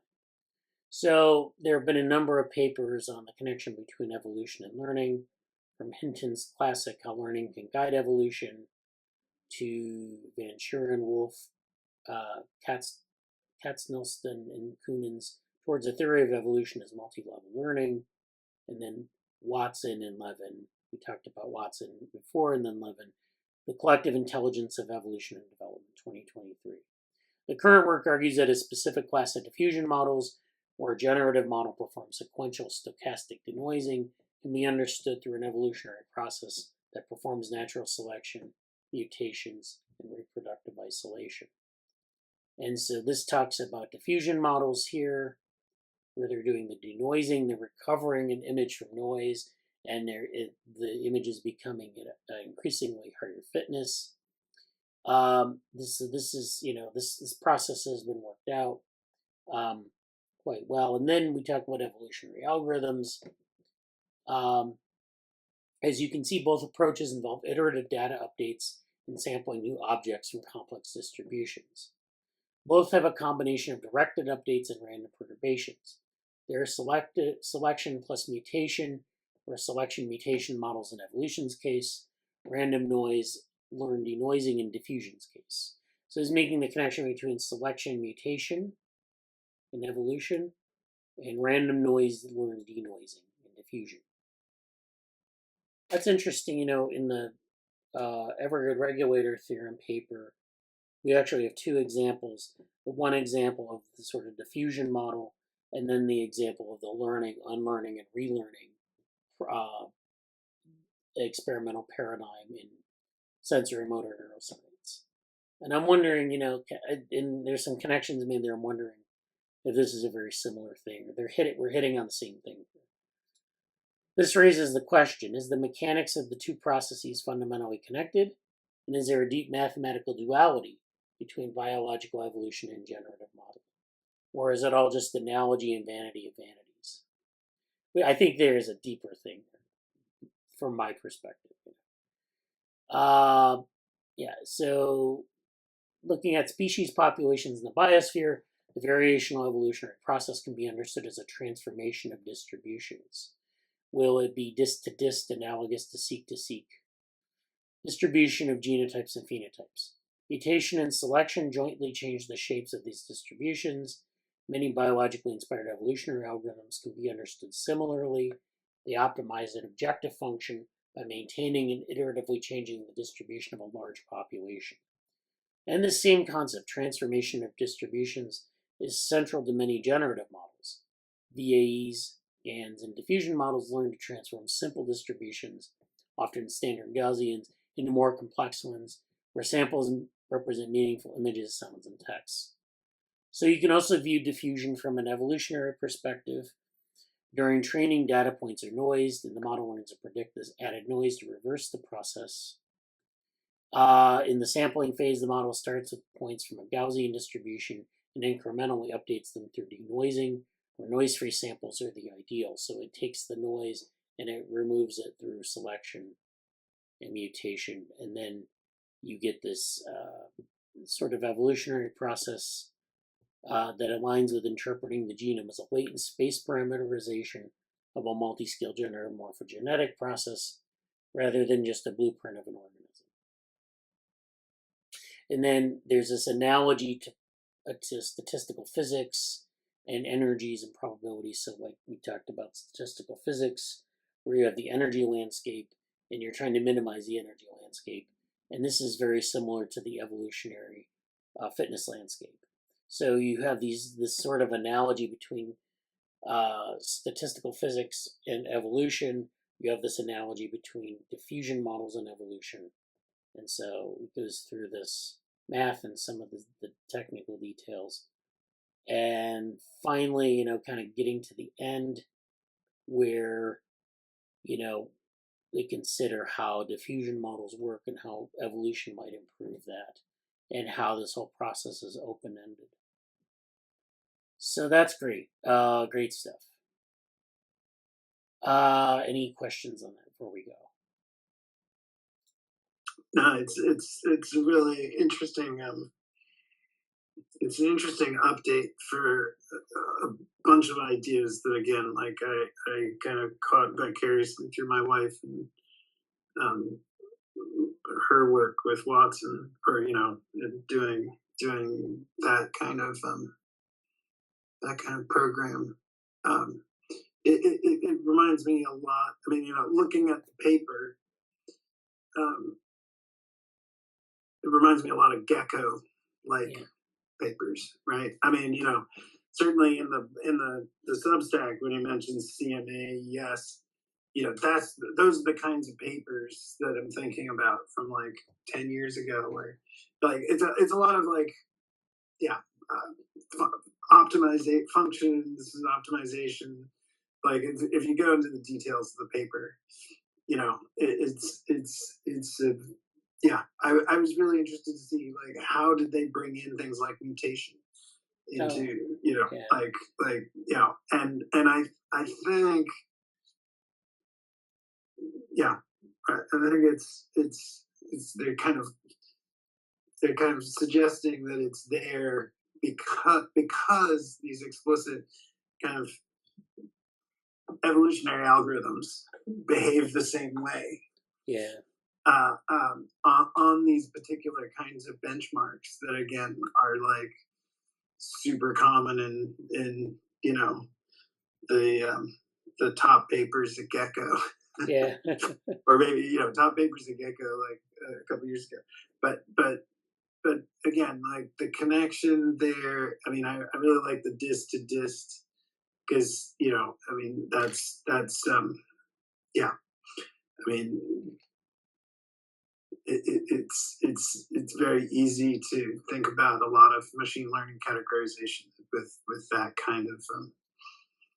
kind of approach, and it's easy to energy, like the connection to statistical physics is dist, where your X is just reflects energy, but like if you think about that very broadly, like in data terms,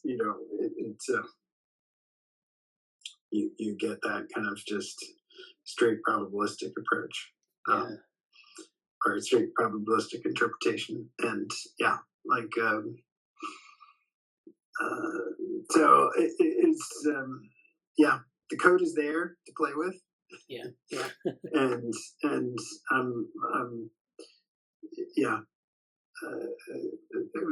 it was interesting. Again, like I would really, I would just guess that Gecko is totally enamored with diffusion models regardless of this paper, Yeah. the only thing I didn't check was like how new is this in the sense of, is kind of Levin and team just riding on, a bigger surge Yeah. where, again, like we all saw this coming 10 years ago in the sense that like these deep learning approaches are very general and, and obviously have this just massive smart minds and resources behind them. They're going to swamp everything. Yeah. Right? and but I like, just connecting. I mean, I think a kind of extra, shout out to Watson in the sense that, like, I think he was definitely one of those people who was early on saying that, like, evolution can be seen. Evolution is a really nice way to kind of flip machine learning around. Yeah. And to learn from, like each side of that coin has something to offer. Right. And again, like, the really interesting thing about diving into kind of Watson machine learning is that there are all these kind of old problems in population genetics and evolution that like suddenly have a not like a new lease on life, but well, you can reinterpret the models as like, you can reinterpret them, and it potentially suggest, does it suggest new approaches? Could we make some and again, like, as well as potentially some of the issues for why again, like, machine learning, deep learning is not a magic wand, but like suggesting like why there will always be difficulties with certain things, because, like, again, population geneticists have shown like there are these issues in evolution, shifts and things like that, or anyway. Okay. All right. Cool. All right, let's wrap it up for today. I think that was a great set of topics that we talked about, and I'll try to get open up these screenshots for NeuroAI so you can look them over. So, all right, have a good week. Thank you. Take care, everyone. Thank you. Yeah, take care. Oh, Take yeah. care. NeuroPS has a NeuroAI workshop. Okay. Wow. So all right.